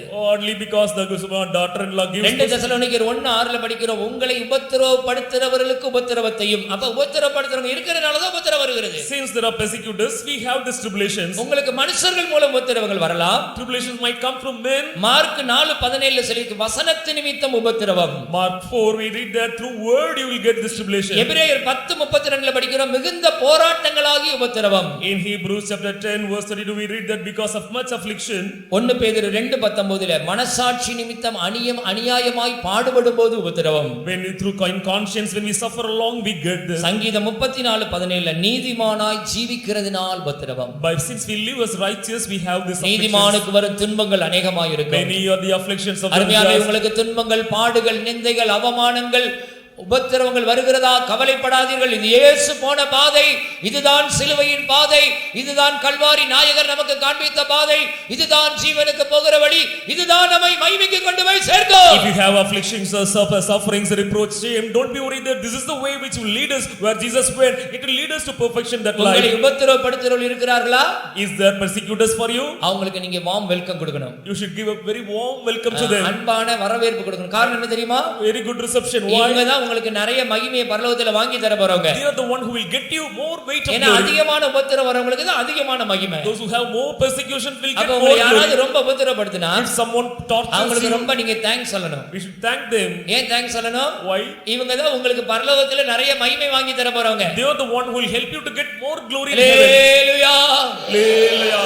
உபத்திரவப்படுத்துறவர்களால் வரும் உபத்திரவம். The trials which come through the persecutors. ஆண்டவருடைய வசனத்தின்படி ஜீவிக்கிறதுனால் உபத்திரவம். Since we live by the word, abide by the word of God. வாழ்க்கையில மிகுந்த போராட்டங்களாகிய உபத்திரவத்தை சகித்துக் கொண்டிருக்கிறாயா? In your life are you suffering with great சிலருடைய வாழ்க்கையில மிகுந்த போராட்டத்தோடு நீங்கள் வந்திருக்கிறீர்கள். Some have come here with great tolerance. அது ஒருவேளை உங்களுக்கு உபத்திரப்படுத்தி கொண்டிருக்கலாம். It might torment you. மனசாட்சி நிமித்தம் அநியாயமாய் பாடுபடும்போது உங்களுக்கு உபத்திரம் வரலாம். In conscience when you do suffer unjustly. நீதி நிமித்தம் துன்பப்படுவீர்கள் பாக்கியவான்கள். நீதியாய் இருக்கிறதுனால், நீதிமானாய் ஜீவிக்கிறதுனால் உங்களுக்கு பாடுகள் உபத்திரவங்கள் வரலாம். Since you are righteous, by means of that you might get this sufferings. ஆனால் இந்த உபத்திரவத்தின் குகையில தான் கர்த்தர் உங்களை தெரிந்து கொண்டிருக்கிறார். But God has chosen you in this இதுல தான் நீங்கள் ஜீவனுக்கு போகிற வழியிலே கடந்து செல்ல முடியும். You can only go in the way of life. இந்த உபத்திரவத்தின் குகையினுடைய முடிவுதான் பரமகானானுடைய நுழைவாயில். In the end of this furnace of affliction, that is the entrance point. ஹalleluya.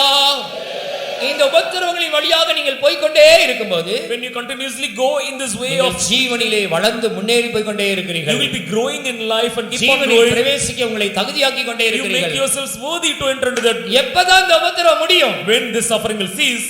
நம்முடைய மரணத்தோடு கர்த்தருடைய வருகையோடு இந்த உபத்திரவம் நின்று போய்விடும். Maybe or not death or the coming of our நம்முடைய Lord. இயேசு உபத்திரவங்களை சகித்தவர். Is the Lord Jesus. அருமையான தேவனுடைய பிள்ளையே, உன்னுடைய வீட்டிலே, குடும்பத்திலே, பிள்ளைகளுடைய வாழ்க்கையிலே பல உபத்திரவங்களை நீ சகித்து போராட்டத்தோடு நீ வந்திருக்கலாம். Beloved, you could have come having all sufferings by means of your family members or your children. உனக்கு தேவை ஆறுதல். Only you need comfort. உனக்கு தேவை பொறுமை. Patience. உனக்கு தேவை சகிப்புத்தன்மை. The endurance is உனக்கு தேவை கல்வாரி அன்பு. The love of Calvary. உனக்கு தேவை ஒரு தரிசனம். Vision is needed. உனக்கு தேவை ஒரு சந்தோஷம். Peace is needed. எத்தனை பேர் இதெல்லாம் எனக்கு வேண்டும் என்று சொல்கிறீர்கள்? உபத்திரவத்தின் மத்தியில் சமாதானம் ஆண்டிடவே, உபத்திரவத்தின் மத்தியில் சமாதானமானிடவே, துன்பங்களில் மகிழ உயிர்ப்பின் நீர் என்னையோ, உயிர்ப்பியும் நீர் என்னையோ, உபத்திரவத்தின் மத்தியில் சமாதானமானிடவே, உபத்திரவத்தின் மத்தியில் சமாதானமானிடவே, மகிழ உயிர்ப்பியும் நீர் என்னையும் ஆவியால் உயிர்ப்பியும் நீர் என்னையும். இந்த உபத்திரவின் வழியிலே நீ தொடர்ந்து போய்க்கொண்டே இருக்கிறாய், நீ கவலைப்படாதே. உனக்கு பரம கானானுடைய நுழைவாயில் அருகாமையில் இருக்கிறது, நீ உள்ளே பிரவேசிக்க போகிறாய். You are in the path of affliction, don't get worried, you are continuously marching on very close to the entrance of this heaven. யோசிக்கிறார், உலகத்தில் எனக்கு பாடுகள், நிந்தைகள், அவமானங்கள், துன்பங்கள், துக்கங்கள், வேதனைகள், சஞ்சலங்கள், வருத்தங்கள், பாரங்கள், போராட்டங்கள், இதுதான் என் வாழ்க்கையா? கிறிஸ்தவ வாழ்க்கை இதுதானா? இந்த சிலுவையின் பாதையை தான் நான் போய் ஆகணுமா? எனக்கு வேற வழி இல்லையா என்று நீ யோசிக்காதே. மகனே, மகளே, உன்னுடைய பாதை, இந்த பாதையை தேவன் அனுமதிக்கூடிய நோக்கம் உனக்கு ஒரு மகிமையை, அதிகமான நித்திய கன மகிமையை கர்த்தர் உனக்கு தரப்போகிறார். அது அந்த வெளிப்படுத்தலோடு நீ கூட இந்த பாதையில சந்தோஷமாய் செல். Oh son and daughter, listen carefully. The way Christian life, you don't think that is it the Christian way full of sufferings and undergoing. ஒருவேளை உலகத்தில் உன்னை எல்லாரும் அசட்டை பண்ணலாம். Perhaps everyone might நீ நிந்திக்கப்பட்டு அவமானப்படுத்தப்பட்டு பல பாடுகளுக்குள்ளாக போனதனால் உன்னை எல்லாரும் அசட்டை பண்ணி விடலாம். Everyone can despise you, reject you, forsake you. ஆனால் கவலைப்படாதே. Don't worry. உனக்காக நித்திய வீட்டிலே கர்த்தர் மகிமையை ஆயத்தம் பண்ணி இருக்கிறார். In eternity God has reserved this glory for you. ஹalleluya. 40 ஆண்டுகளாக ஆப்பிரிக்க கண்டத்தில் மிஷனரியாக ஊழியம் செய்து கடைசியில 40 வருஷம் ஊழியம் செய்து ஓய்வு பெற்று இப்பொழுது அமெரிக்காவுக்கு திரும்பி கொண்டிருக்கிறார் கப்பல்ல. அந்த மிஷனரி பேர் DJ Darwin. In African continent for 40 long years. After his retirement, he is on the way. 40 வருடம் ஊழியம் செஞ்சிருக்கிறார். 40 years he was a நல்ல அருமையான மிஷனரி ஊழியம். He was done a very missionary work. இப்பொழுது அவர் அமெரிக்கா திரும்பி கொண்டிருக்கிறார். Now he is returning to America. Africa கண்டத்துல ஊழியம் செஞ்சிட்டு இப்ப அமெரிக்கா தன்னுடைய சொந்த தேசம் திரும்பி கொண்டிருக்கிறார். From African continent he is returning to his own land. அவர் வந்து அதே கப்பல்ல in the same ship அந்த ஜனாதிபதி தியோடர் ரூஸ்வெல்ட்டும் வருகிறார். Theodore Roosevelt, the then president, was also அந்த there. தேசத்தினுடைய ஜனாதிபதி தியோடர் ரூஸ்வெல்ட் வரும்போது அந்த கப்பல் துறைமுகம் சென்ற உடனே மக்கள் கூட்டம் எல்லாம் ஆர்வத்தோடு போய் இந்த ஜனாதிபதியை வரவேற்கிறார்கள். When the ship came to the shore, all the people they were ready to anxiously. தேசத்தினுடைய ஜனாதிபதி அல்லவா? Is it not the? எல்லாரும் போய் ஆர்வத்தோடு வரவேற்கிறார்கள். With all they came to give a warm welcome. இந்த மிஷனரி ஆண்டவருக்காக ஊழியம் செய்த அந்த தேவ மனுஷனை ஒருத்தர் கூட சட்டம் பண்ணல. யாரும் எல்லாரும் அசட்டை பண்ணிட்டாங்க. But none bothered about the missionary who served the Lord. யாரும் சட்டம் பண்ணல, யாரும் வரவேற்கல. No one received him, no one gave a welcome to him. அவருக்கு மிக மனம் உடைந்து விட்டார். He lost his heart. ஒரு ஜனாதிபதி சாதாரணமா சுற்றுப்பிரயாணம் போயிட்டு இந்த ஹார்பருக்கு வந்த உடனே இவ்வளவு வரவேற்பு. A president on his casual visit, when he came to the harbor, so much welcome has been given to him. ஆனா காலமெல்லாம் நான் காட்டிலேயும் மலையிலும் இரவும் பகலும் பனியிலேயும் கஷ்டப்பட்டு ஓடி உழைத்து என் தேவனுக்காக பிரயாசப்பட்டு இவ்வளவு நான் ஊழியம் செய்து வீடு திரும்பும்போது என்னை நன்றாக வரவேற்பதற்கு கூட ஒருத்தரும் இல்லையே. In extreme heat and very cold weather for 40 long years I did the ministry work for the sake of God, but there is even none to. ஆண்டவரிடத்தில் விதமாய் அவர் முறையிடுகிறார். He just pleaded this to the Lord. அந்த எளிய மிஷனரிக்கு ஆண்டவர் என்ன பதில் கொடுத்தார் தெரியுமா? Do you know what God replied to that missionary? உடனே ஆண்டவர் அவருக்கு சொல்கிறார், Immediately God said, மகனே, my son, நீ என்னுடைய வீட்டுக்கு நீ வந்து சேரவில்லையே. Still you have not come to my house. இந்த ஒரு வார்த்தைக்கு என்ன அர்த்தம் தெரியுதா? Do you know what is the meaning of this? உன்னுடைய வீடு கைவேலை இல்லாத நித்திய வீடு. Your house is a house பரலோகத்தில் நான் உனக்கு ஆயத்தம் பண்ணி கொண்டிருக்கிற வீடு. It is the house being prepared for உனக்கு you. இம்மையிலே துன்பங்களோட கூட பல வேதனைகள் உபத்திரவங்களோட கூட பாடுகளை நான் அனுமதித்திருக்கிறேன். At present I have just allowed for you. ஆனால் உன்னை வரவேற்பதற்காக பரலோகத்தின் வாசலிலே in the door of heaven தூதர்களும் பரலோகமும் ஆவலாக காத்துக் கொண்டிருக்கிறது. all heaven, all angels, they are warmly they anxiously waiting for you. உன்னுடைய வீடு இன்னும் வந்து சேரவில்லை. You have not come to your home. உன்னுடைய வீட்டுக்கு நீ வந்து சேர வேண்டும். நீ வந்து சேரும்போது when you come பரலோகமும் தேவதூதர்களும் இயேசு உன்னை வரவேற்க போகிறார்கள். heaven, angels and Jesus are hallelujah.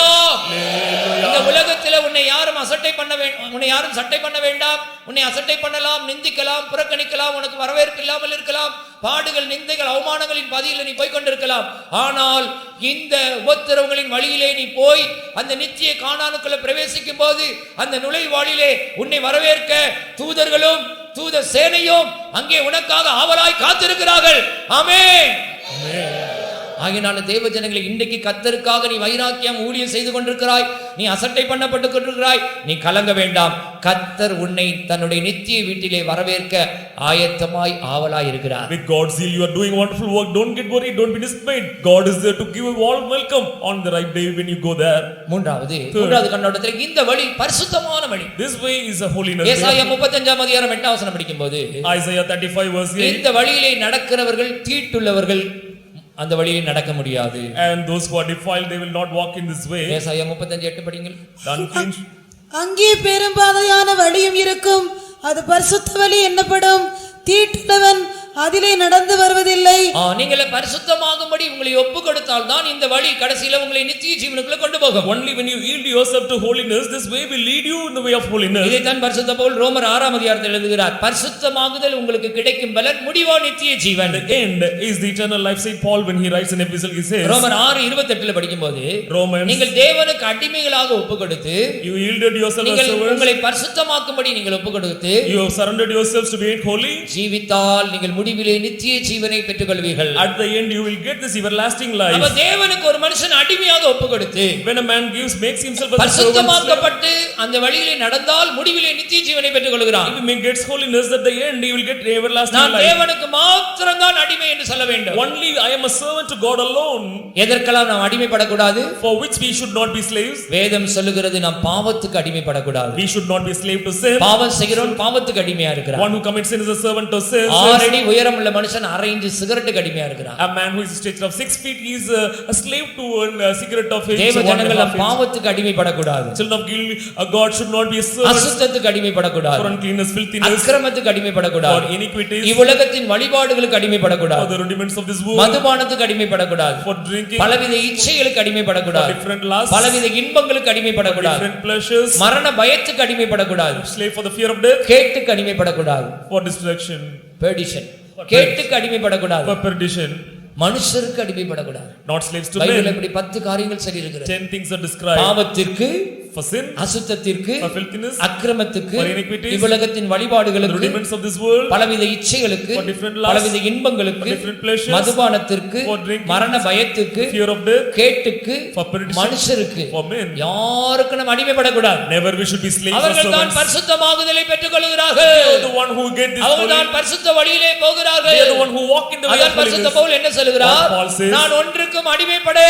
I will not be a slave to anything. தேவனுடைய பிள்ளை எந்த வல்லமை உன்னை அடிமைப்படுத்த கூடாது. O child of God, no power should கர்த்தர் slave you. எல்லாவற்றையும் ஆளுகை செய்யும்படியான வல்லமை உனக்கு தர விரும்புகிறார். God desires to give you power to பாவம் rule உன்னை you. ஆளுகை செய்யக்கூடாது. Sin should not have dominion பாவம் over you. செய்கிறவன் பாவத்துக்கு அடிமையாக One who இருக்கிறான். commits sin is a slave to பாவம் sin. செய்கிற ஆத்துமா சாகவே The சாகும். soul who commits sin will surely die. பாவத்தின் சம்பளம் The மரணம். wages of sin is death. பாவம் செய்கிறவன் பிசாசினால் உண்டாயிருக்கிறான். The one who commits sin is made of பாவம் sin. நம்மை அடிமைப்படுத்த கூடாது. Sin should not slave us. சாபம் நம்மை அடிமைப்படுத்த கூடாது. Curse should not put you to உலகம் நம்மை slavery. அடிமைப்படுத்த கூடாது. The world should not வியாதி subject நம்மை you. அடிமைப்படுத்த கூடாது. Sickness should not பிசாசு subject நம்மை you. அடிமைப்படுத்த கூடாது. Satan should not make you மரணம் slave. நம்மை அடிமைப்படுத்த கூடாது. Death should not make you slave. பாதாளத்தின் வல்லமை நம்மை அடிமைப்படுத்த The கூடாது. powers of hell should எந்த not make you சத்துரு slave. நம்மை அடிமைப்படுத்த கூடாது. Any Satan should not. ஹalleluya.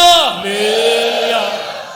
மரியாள் நான் ஆண்டவருக்கே அடிமை என்று சொன்னார். Mary said, I am a servant to you. அதனால் தான் இயேசு அவளுக்குள் பிறந்தார். Therefore Jesus came to her. லூக்கா 1:38 சொல்கிறார் நான் ஆண்டவருக்கே அடிமை.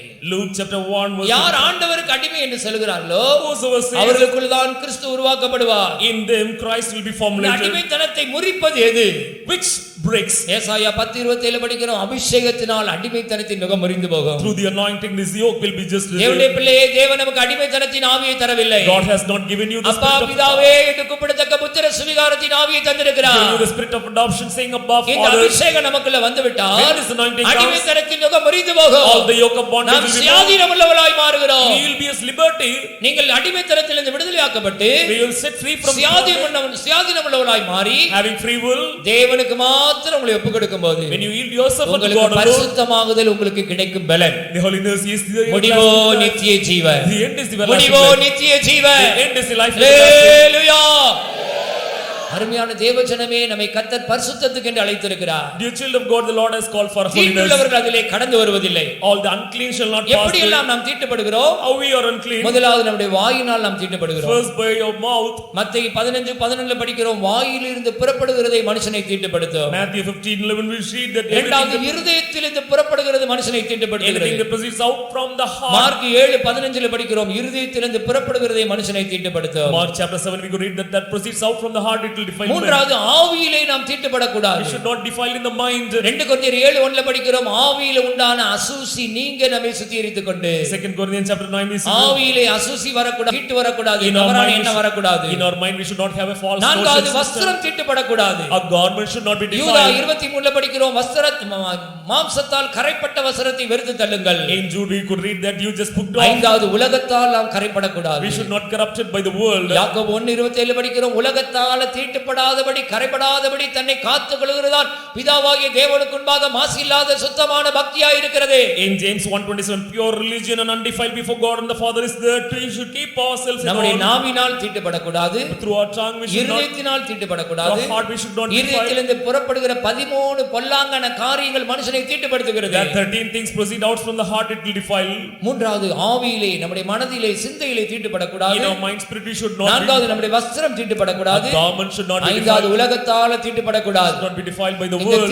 தீட்டுப்படாதவர்கள் தான் இந்த பரிசுத்த வழியிலே நடந்து போகிறார்கள். Those who are undefiled, they அதிலே நடக்கிறவர்கள் பேதையாய் இருந்தாலும் திசைகெட்டு போவதில்லை. even they are foolish but they will not lose their way. எதற்கு பேதைகள்? Why they are foolish? தீமைக்கு பேதைகள், நன்மைக்கு ஞானிகள். They are foolish to wise. நாம் திருக்குணத்திலே குழந்தைகளாய் இருக்க வேண்டும். We should be for child as in the babes. திருக்குணத்திலே malice.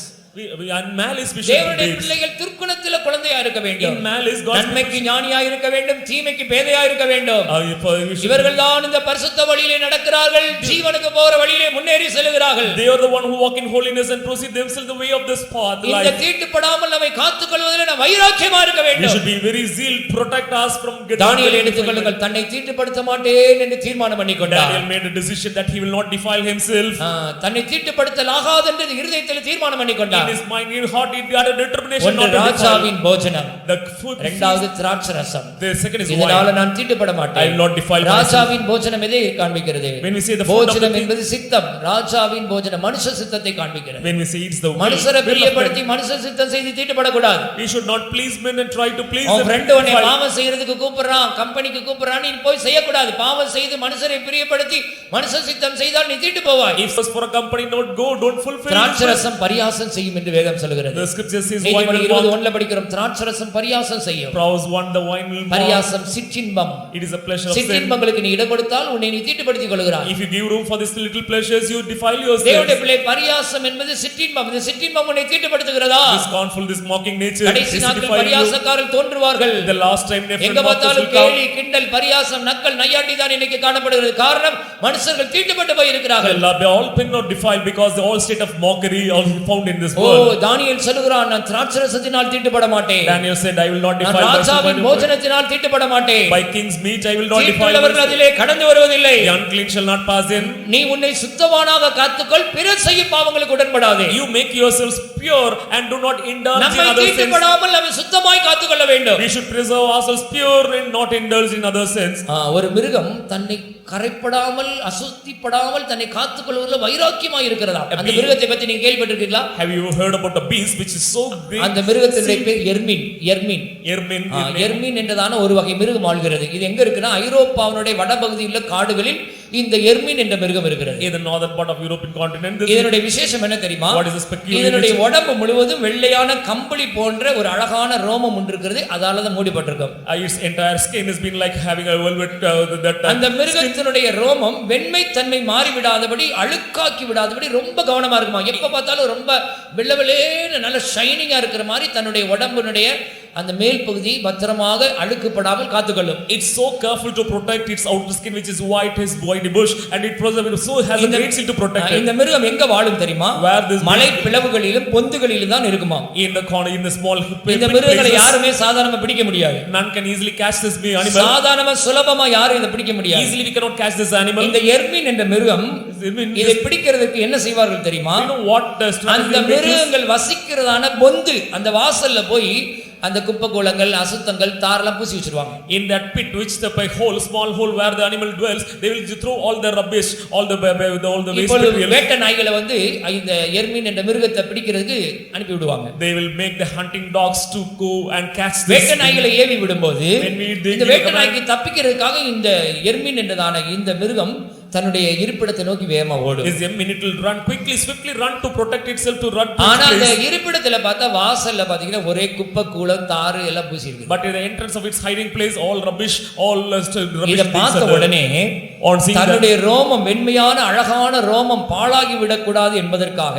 பொந்துக்குள்ள பாதுகாப்பாக செல்லுவதை விட்டுவிட்டு உள்ளேயும் போக முடியாம அப்படியே வெளியிலே அப்படி பதுங்கி நிக்கும். at that point of time makes a crucial decision not to make its skin ugly, so because of the உடனே roughness, வந்து அந்த வேட்டை நாய் அதை பட்சித்துக் கொள்ளும், பகைவரிடம் மாட்டிக்கொள்ளும். even little listener, it will be பாருங்கள், caught. தன்னுடைய உடலை எவ்விதத்திலும் அழுக்காக்க கூடாது என்பதில் வைராக்கியமாய் இருந்த மிருகம் தன்னுடைய உயிரையே விட்டு So விடுகிறது. this animal is giving his life because it's so ஒரு மிருகத்துக்கு இப்படிப்பட்ட ஒரு உணர்வு இருக்கும் என்றால், if such an animal has தேவனால் பரிசுத்தமான தேவனால் சிருஷ்டிக்கப்பட்ட நீங்களும் நானும் you and I being created by the holy இந்த God, எர்மீன் என்ற மிருகத்தை போல உலகத்தால கரைபடாதபடி, மாம்சத்தால கரைபடாதபடி, நாவினால கரைபடாதபடி, இருதயத்திலிருந்து கரைபடாதபடி பரிசுத்தமாய் பாதுகாத்துக் கொள்ள வேண்டியது எவ்வளவு அவசியம். how much more essential, like this Erwin animal which is not defiling his beautiful body, likewise how much more essential for us to preserve this. பரலோகத்தின் சிந்தை உன்னை நிரப்பும் போது இந்த உலகத்தினுடைய ஆசைகளின் ஆசாபாச இச்சைகள் உன்னை விட்டு குறைந்து போய்விடும். When we have the desire of heaven, it will the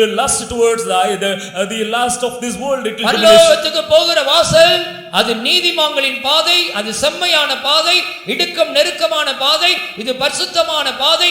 இதிலே நடந்தால் தான் நாம் ஜீவனுக்குள் பிரவேசிக்க The முடியும். way to heaven is upright, it is holy, it is so narrow, it's straight. Only when we pass on we can enter into that life.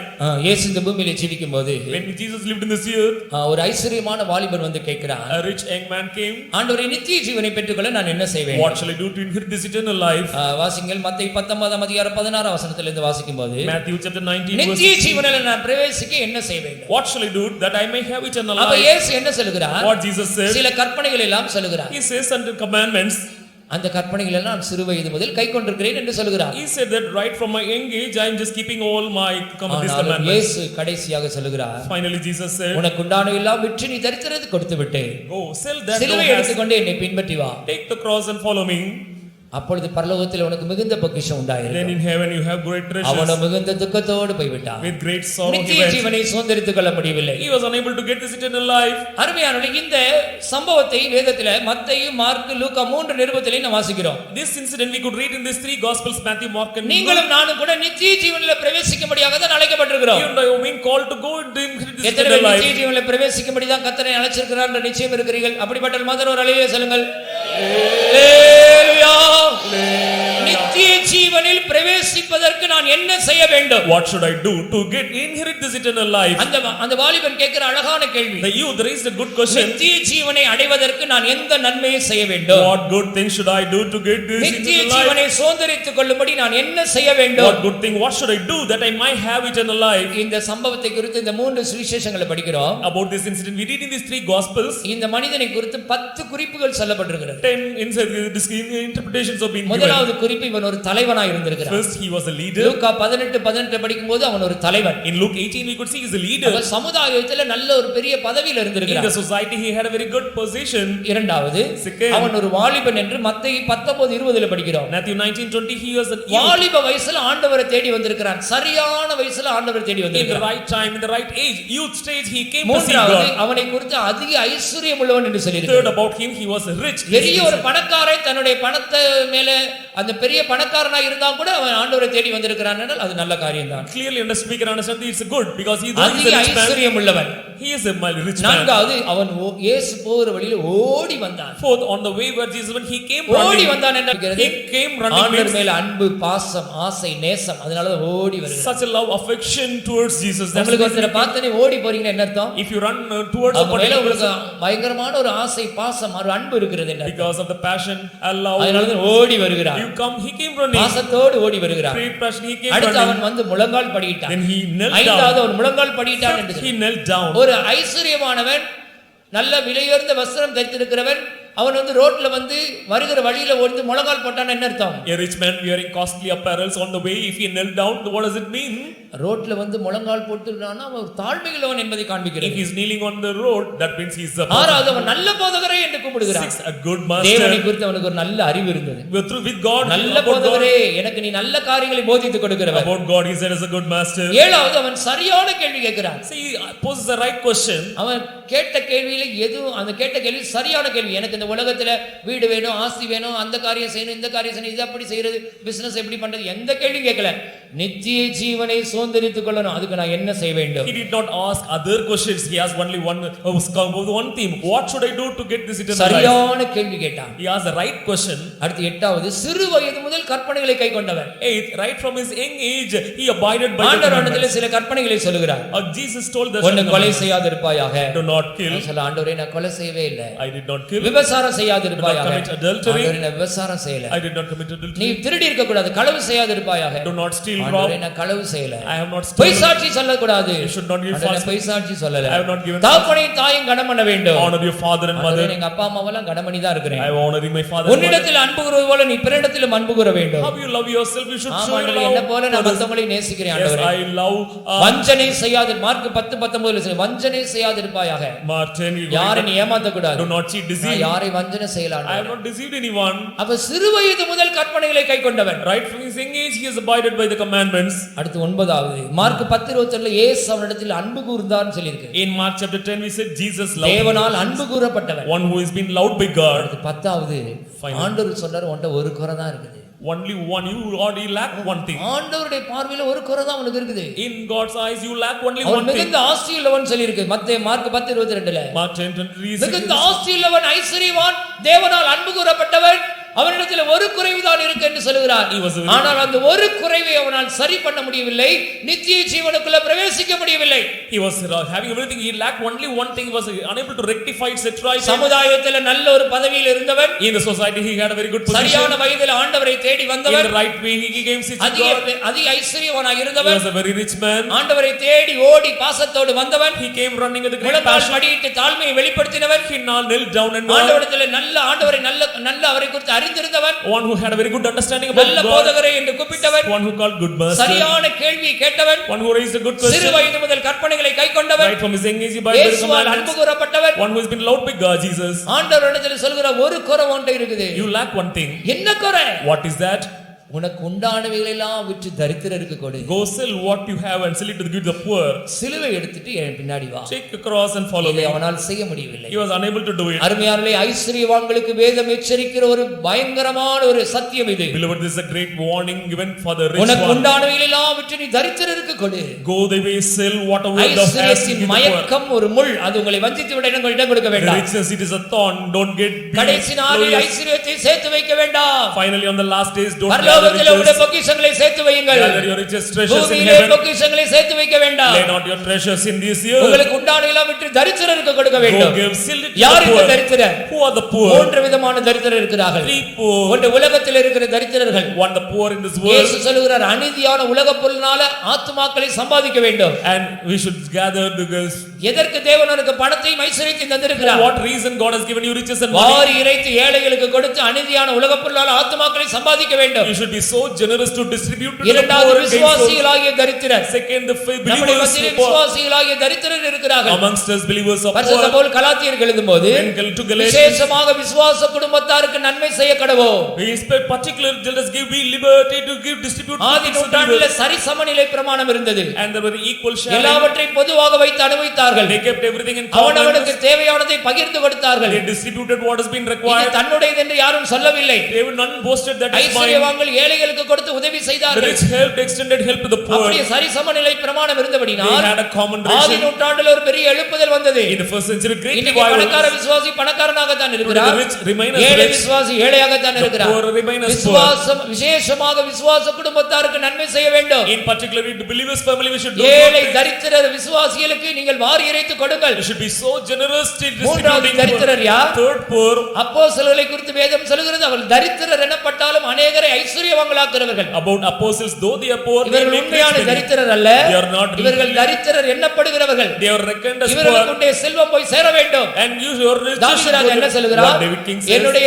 முழு பிரியத்தை வைத்திருக்கிற மகாத்மாக்களுக்கு என்னுடைய செல்வம் போய் சேரட்டும். Let my riches go to the great souls. பரிசுத்தவான்களுக்கு சபைக்கு ஊழியத்துக்கு உன்னுடைய செல்வம் போய் சேரட்டும். Let your assets go riches. வாரி இறைத்து ஏழைகளுக்கு கொடுத்தார். Give distribute. அவருடைய நீதி என்றென்றைக்கும் நிற்கும். His righteousness will stand அருமையான forever. தேவ ஜனமே, Beloved child of God. உலகத்திலே எத்தனையோ ஏழை தரித்திரர் இருக்கிறார்கள். In the world, lot of poor அவர்களுக்கு people are வாரி there. இறைத்து கொடுங்கள். Give list, be free. விசுவாசி குடும்பங்கள் எத்தனையோ தரித்திரத்திலே ஏழைகளாய் இருக்கிறார்கள். In the church, believers family, அவர்களுக்கு வாரி இறைத்து கொடுங்கள். be liberal to distribute. பரிசுத்தவான்கள் அவருடைய குறைவில் அவர்களுக்கு உதவி செய்யுங்கள். In the shorts of this face இப்படி apostles, நீங்கள் பரலோகத்திலே பொக்கிஷங்களை சேர்த்து வைத்தால், lay your treasures on heaven. ஓ நீங்கள் தான் பாக்கியவான்கள். You are blessed. பணக்கார விசுவாசிகள் தேவ ஜனத்தின் இந்த வசனத்தின் அடிப்படையில் பார்க்கும்போது நீங்கள் அதிகமாக பயத்தோடு நடுக்கத்தோடு இந்த வசனங்களுக்கு ஒப்புக் கொடுக்க வேண்டும். Believers who are rich with great fear and trembling, you need to know this. அதான் பரிசுத்த பவுல் சொல்லுகிறார். Saint Paul 1 தீமோத்தேயு 6 அதிகாரம் 17 வசனத்திலிருந்து 19 வசனம் வரைக்கும். 1 Timothy chapter 6. ஐஸ்வர்யவான்கள் இவ்வுலகத்தின் மேல் இவ்வுலகத்தின் ஐஸ்வர்யத்தின் மேல் நம்பிக்கை வைக்க கூடாது. And the rich should not keep their eyes. ஜீவனுள்ள தேவன் மேல மாத்திரம் தான் நம்பிக்கை வைக்க One day வேண்டும். they should have a hope on the living God. தாராளமாய் கொடுக்க வேண்டும். They should distribute உதார குணமுள்ளவர்களாய் இருக்க வேண்டும். They should be given. வருங்காலத்துக்காக பொக்கிஷத்தை சேர்த்து வைக்க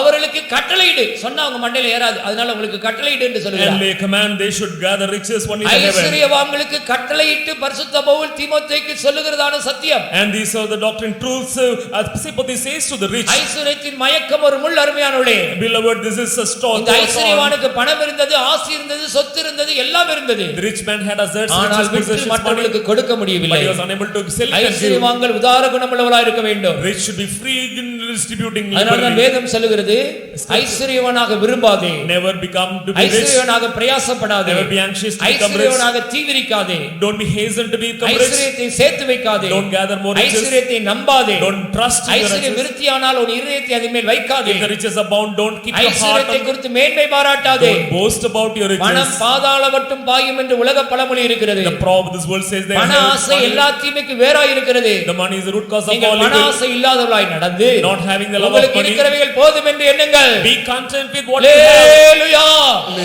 வாரி இறைத்து ஏழைகளுக்கு கொடுத்தால் You give நீ freely. நித்திய ஜீவனை சுதந்தரித்துக் கொள்ளுவாய். You can inherit this eternal life.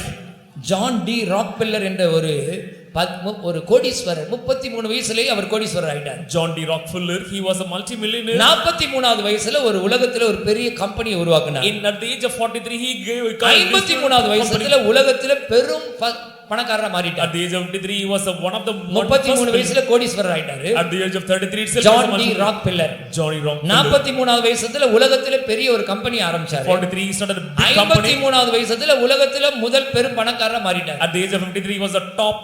அவருடைய ஒரு வார வருமானம், ஒரு வாரத்துல அவருடைய வருமானம் மட்டும் ரூபாய் 40 கோடியா. 1 week profit 40 கோடி ரூபாய். 40 crores in 1 week. திடீரென்று கொடிய வியாதி வந்துருச்சு. Suddenly he became so கொடிய ill. வியாதியில பாதிக்கப்பட்டவனே Because of தலைமுடி எல்லாம் உதிர்ந்துருச்சு. all his hair fall தலைமுடி out. போயிடுச்சு, கண் புருவ முடியெல்லாம் He உதிர்ந்துருச்சு. lost his hair, eyebrows fell. அவருடைய மகிழ்ச்சி விட்டு எடுபட்டு போயிடுச்சு. Joy came out from பெரும் கோடீஸ்வரர் a great multimillionaire. பிஸ்கட்டும் பாலை மட்டும் சாப்பிட்டுட்டு கொஞ்ச நாள் இருக்கிறார். பிஸ்கட்டும் பால் மட்டும். He is eating only biscuits and milk. Doctor சொல்றாங்க ஒரு வருஷத்துக்கு மேல நீ உயிர் வாழ முடியாது. Doctor told you will not pass இன்னும் 1 ஒரு year. வருஷம் தான், அதுக்குள்ள நீங்க இறந்துருவீங்க. Within 1 year you will collapse. ஒரு வருஷம் தான், அதுக்கு மேல பிழைப்பது கடினம். Maximum 1 year that is totally தூக்கமில்லாத இரவுகள், தூக்கமில்லா நைட் எல்லாம் படுத்து தூக்கமே இல்ல, தூக்கமில்லாத இரவுகள் ராக்பெல்லருடைய சிந்தனையை தூண்டி விட்டது. Rockefeller when he sleep because of கோடிக்கணக்கான பணம் கையில வச்சிருக்கிறேன், I have crores and ஆனா crores of இந்த money, நித்தியத்துக்கு போகும்போது ஒரு இம்மி பணத்தை கூட நான் கையில கொண்டு போக முடியாது. but when I go to eternity I cannot take in 1 paisa itself. ஒரு நயா பைசா கூட என் கூட நான் கொண்டு போக முடியாது. I cannot take 1 naya paisa with me. இது அவர் யோசிச்சுட்டே இருக்கிறார். He is thinking about that. அவருடைய வாழ்க்கையில ஒரு புதிய மாற்றம் வந்தது. A new transformation, ஆண்டவருக்கு தன்னை ஒப்புக்கொடுத்தார். He surrendered himself to the Lord. வேதத்தை வாசிக்க He ஆரம்பித்தார். started to read the scripture. ஆண்டவருக்கு சில புதிய தீர்மானங்களை எடுத்தார். He made new decisions. என்ன தீர்மானம் தெரியுமா? What decision? தன்னுடைய பணத்தை எல்லாம் ஆலயங்களுக்கு அள்ளி கொடுத்தார். He just distributed his money to அவருக்கு ஒரே என்ன தெரியுமா? பரலோகத்துல நான் இடத்தை சொந்தமாக்கணும். In heaven I should have my treasure. அதனால பூலோகத்துல இந்த பணத்துல ஆலயத்துக்கு எல்லா சத்தியத்துக்கு பரிசுத்தவான்களுக்கு ஏழைகளுக்கு வாரி இறைச்சு கொடுக்க ஆரம்பிச்சார். Therefore he gave more generous to all the saints and not all the churches and all the poor ones. என்ன நடந்தது தெரியுமா? What happened? அவருடைய வாழ்க்கையில் ஒரு அதிசயம் நடந்தது. A miracle happened in his life. தன்னுடைய பணத்தை வாரி இறைத்து ராக் பெல்லர் ஃபவுண்டேஷன் ஒரு மருத்துவ ஆராய்ச்சி மையத்தை நிறுவிட்டார். Rockefeller Foundation, he made a research medical center. அதில் அநேகருக்கு அவர் உதவி செய்ய ஆரம்பித்தார். He started to help through that. அவருடைய இதயத்தில் பயங்கர மகிழ்ச்சி பொங்கிடுச்சு. A great joy over bubbled in எத்தனையோ his heart. இரவுகள் தூங்காமல் கஷ்டப்பட்டவர் Many sleepless nights he had. அமைதியாக தூங்க ஆரம்பித்தார். Now he had quiet sleep. மகிழ்ச்சியாக நாட்கள் கடந்தது. With joy he passed his days. 53 வயசுக்கு மேல வாழ முடியாது மருத்துவர் நாள் குறிச்சு அவருக்கு Physicians who fixed கர்த்தர் அவருக்கு 98 வயசு வரைக்கும் வாழ உதவி செய்தார். He was living for 98 எத்தனை வயசு? 98 வயசு வரைக்கும் கர்த்தர் அவருக்கு ஆயுசு நாட்களை கொண்டு கொடுத்தார். Lord increased his lifespan for living about கர்த்தருடைய 98. ஊழியத்துக்கு கொடுப்பதில் உண்டாகும் சந்தோஷம் தான் நமக்கு மாபெரும் பலனும் பரலோகத்தின் பொக்கிஷத்தை சேர்த்து வைக்கிற சம்பாத்தியமாய் இருக்கிறது. The joy because he had to distribute freely to all the ஆமென் என்று saints. ஒத்துக்கொள்ளுங்கள். ஒரு அல்லேலூயா சொல்லுங்கள். அல்லேலூயா. Hallelujah. ஓ அருமையானவர்களே, உனக்குண்டானவைகள் எல்லாம் விற்று நீ தரித்திரருக்கு கொடு. Oh beloved, go sell what you have to the poor. இரண்டாவது என்ன? Second, சிலுவையை எடுத்துக்கொள். take cross. Cross is the symbol of shame and suffering. சிலுவை என்பது அவமானத்தின் அடையாள சின்னம். Cross is a symbol of shame and சிலுவை suffering. இல்லாவிட்டால் சிங்காசனம் இல்லை. If there is no cross, பாடுகள் இல்லாவிட்டால் பரலோகம் இல்லை. without suffering there is no இந்த heaven. சிலுவை எடுத்துக்கொண்டு தான் நீ அந்த நித்திய ஜீவனுக்குள்ள பிரவேசிக்க வேண்டும். You need to take the cross and enter into this eternal life. இந்த சிலுவை நீங்கள் எப்படி பார்க்கிறீர்கள்? How you will see the cross?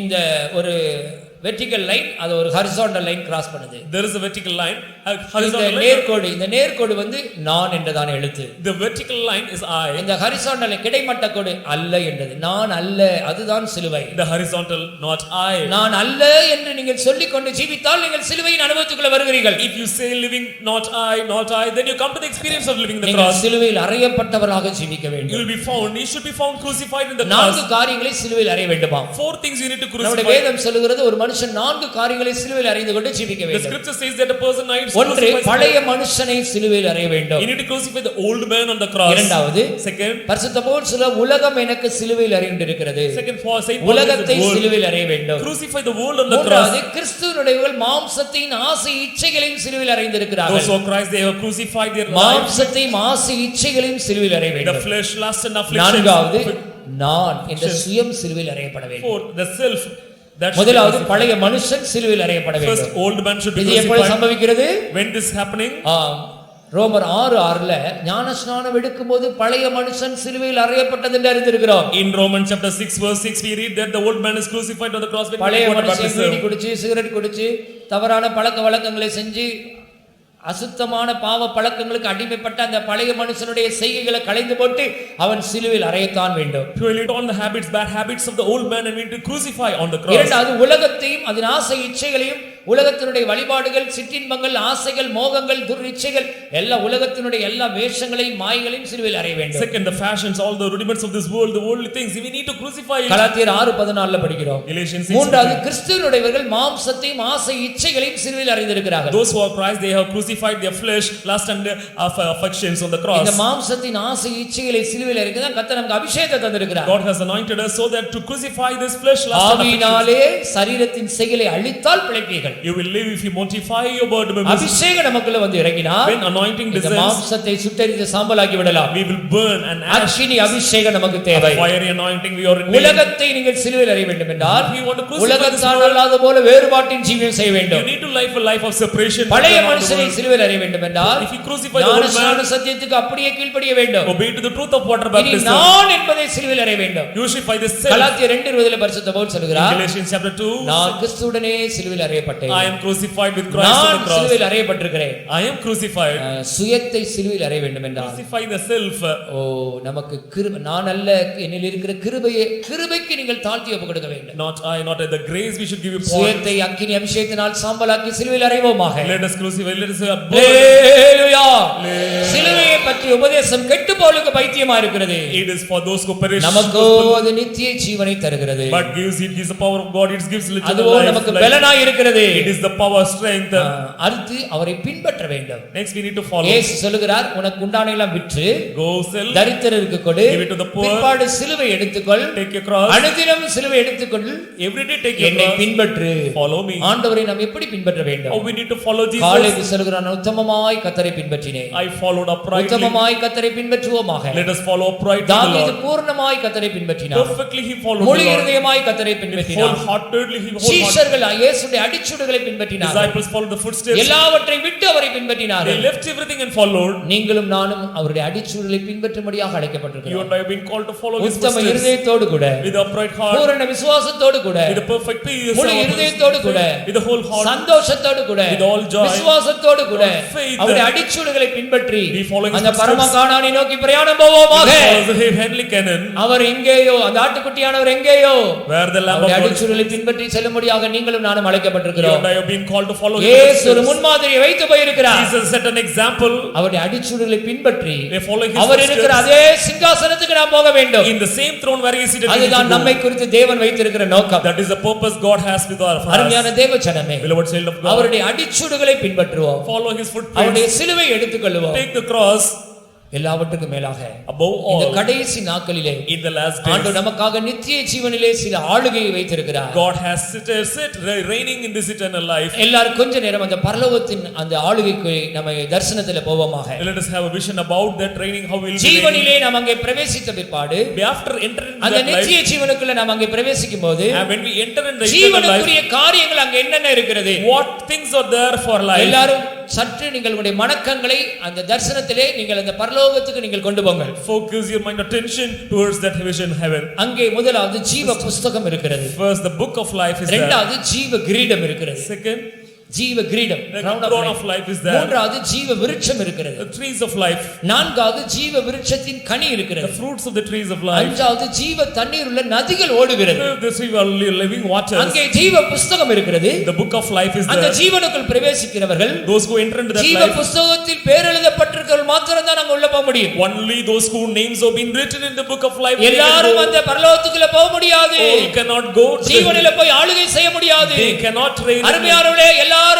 அந்த ஜீவ புஸ்தகத்தில் பெயர் எழுதப்பட்டவர்களுக்கு மாத்திரம் தான் அங்கே இடம் என்பதை நான் ஏற்றுக்கொள்ள வேண்டும். Dear ones, we need to accept those names whose names have been written in the book of life. ஜீவனுக்கு என்று பெயர் எழுதப்பட்டவன் பரிசுத்தன் என்னப்படுவான் என்று ஏசாயா 4:4 படிக்கிறோம். Isaiah 4:4 read that in the one who's written in the written book of life. வெளிப்படுத்தின விசேஷம் 20:12 படிக்கிறோம், ஜீவ புஸ்தகம் என்ற ஒன்று அங்கு இருக்கிறது. In Revelation chapter 20:12 we read that the book of life பரிசுத்த exists. பவுல் சொல்லுகிறார், Saint Paul says, பிலிப்பியர் 4:3ல சுவிசேஷ விஷயத்தில் அவர்கள் என்னோடு பிரயாசப்பட்டார்கள், அவருடைய பெயர்கள் ஜீவ புஸ்தகத்தில் எழுதப்பட்டிருக்கிறது. And they labored with me, their names are written in the book of life.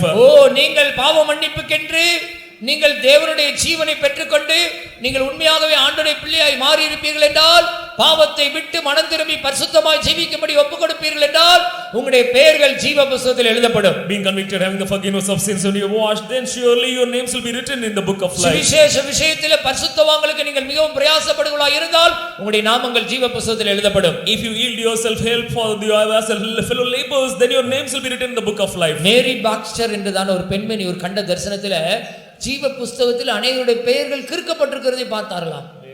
Mary Boxster, she was அந்த able, பெண்மணி கண்ட தரிசனத்திலே ஜீவ புஸ்தகத்தில் அநேகர் பெயர்கள் கிறுக்கப்பட்டிருக்கிறது. in the vision which she saw, many names ஏன் were கிறுக்கப்பட்டது என்று கேட்டப்ப, why it's been slow. ஆண்டவரா, இவர்கள் எல்லாம் சத்தியத்தை அறிந்த பின்பு மனப்பூர்வமாய் பாவம் செய்தவர்கள். These are the one who after knowing the truth presumptuously சத்தியத்தை committed அறிந்த sin. பிற்பாடு மனப்பூர்வமாய் பாவம் செய்தால், After knowing the truth wholeheartedly, if you அருமையான தேவஜனமே, நம்முடைய பெயர்கள் கிறுக்கப்பட்டு போய்விடும். our names will be blotted, scribbled. ஜீவனிலே நீங்கள் பிரவேசிக்கும் போது, When you enter into that life, அங்கே நித்தியமாய் நீங்க யுகாகமாய் ஆளுகை செய்யும்படியாக forever and ever, so that you might உங்களுடைய பெயர்கள் ஜீவ புஸ்தகத்தில் எழுதப்பட்டிருக்கிறதா என்பதை நிச்சயித்துக் கொள்ளுங்கள். you make an assurance whether your name இரண்டாவது is ஜீவ கிரீடம், the crown of life. வெளிப்படுத்தின விசேஷம் 2ஆம் அதிகாரம் 10ஆம் வசனம் படிக்கும்போது, Revelations 2, மரண பரியந்த உண்மையாயிரு, faithful to the end, அப்பொழுது நான் உனக்கு ஜீவ கிரீடத்தை தருவேன். then I will give thee a crown ஒரு of தேவனுடைய life. பிள்ளை மரண பரியந்த உண்மையா இருக்க வேண்டும். Faithful unto death. உண்மையுள்ளவர்களுக்கு தான் ஜீவ கிரீடம். Only who is faithful, he will get a crown of எதிலெல்லாம் life. உண்மையா இருக்க வேண்டும்? In which we should be faithful. இருதயத்தில் உண்மையா இருக்க வேண்டும், In heart we should- வார்த்தையில உண்மையா இருக்க In வேண்டும், our conversation, நடக்கையில உண்மையா இருக்க in வேண்டும், our walking, தாளந்துகள்ல உண்மையா இருக்க in our வேண்டும், talents, ஆவியில உண்மையா இருக்க in our வேண்டும், spirit, நமக்கு கொடுக்கப்பட்ட வேலையில உண்மையா இருக்க in the வேண்டும், works assigned, தேவனுடைய தேவனுடைய வீட்டில உண்மையா இருக்க வேண்டும், in the house of God, ஜெபத்தில உண்மையா இருக்க வேண்டும், in prayers, பணத்தில உண்மையா இருக்க வேண்டும், in money, கர்த்தர் தந்த ஊழியத்தில உண்மையா இருக்க in the வேண்டும். ministry. 10 காரியங்களில் உண்மையா இருக்க வேண்டும் என்று வேதம் The சொல்லுகிறது. scripture says that you should be faithful in 10 உண்மை things. உள்ளவர்களுக்கு தான் ஜீவ கிரீடம். Only for the faithful crown of life is எதுவரைக்கும் உண்மை?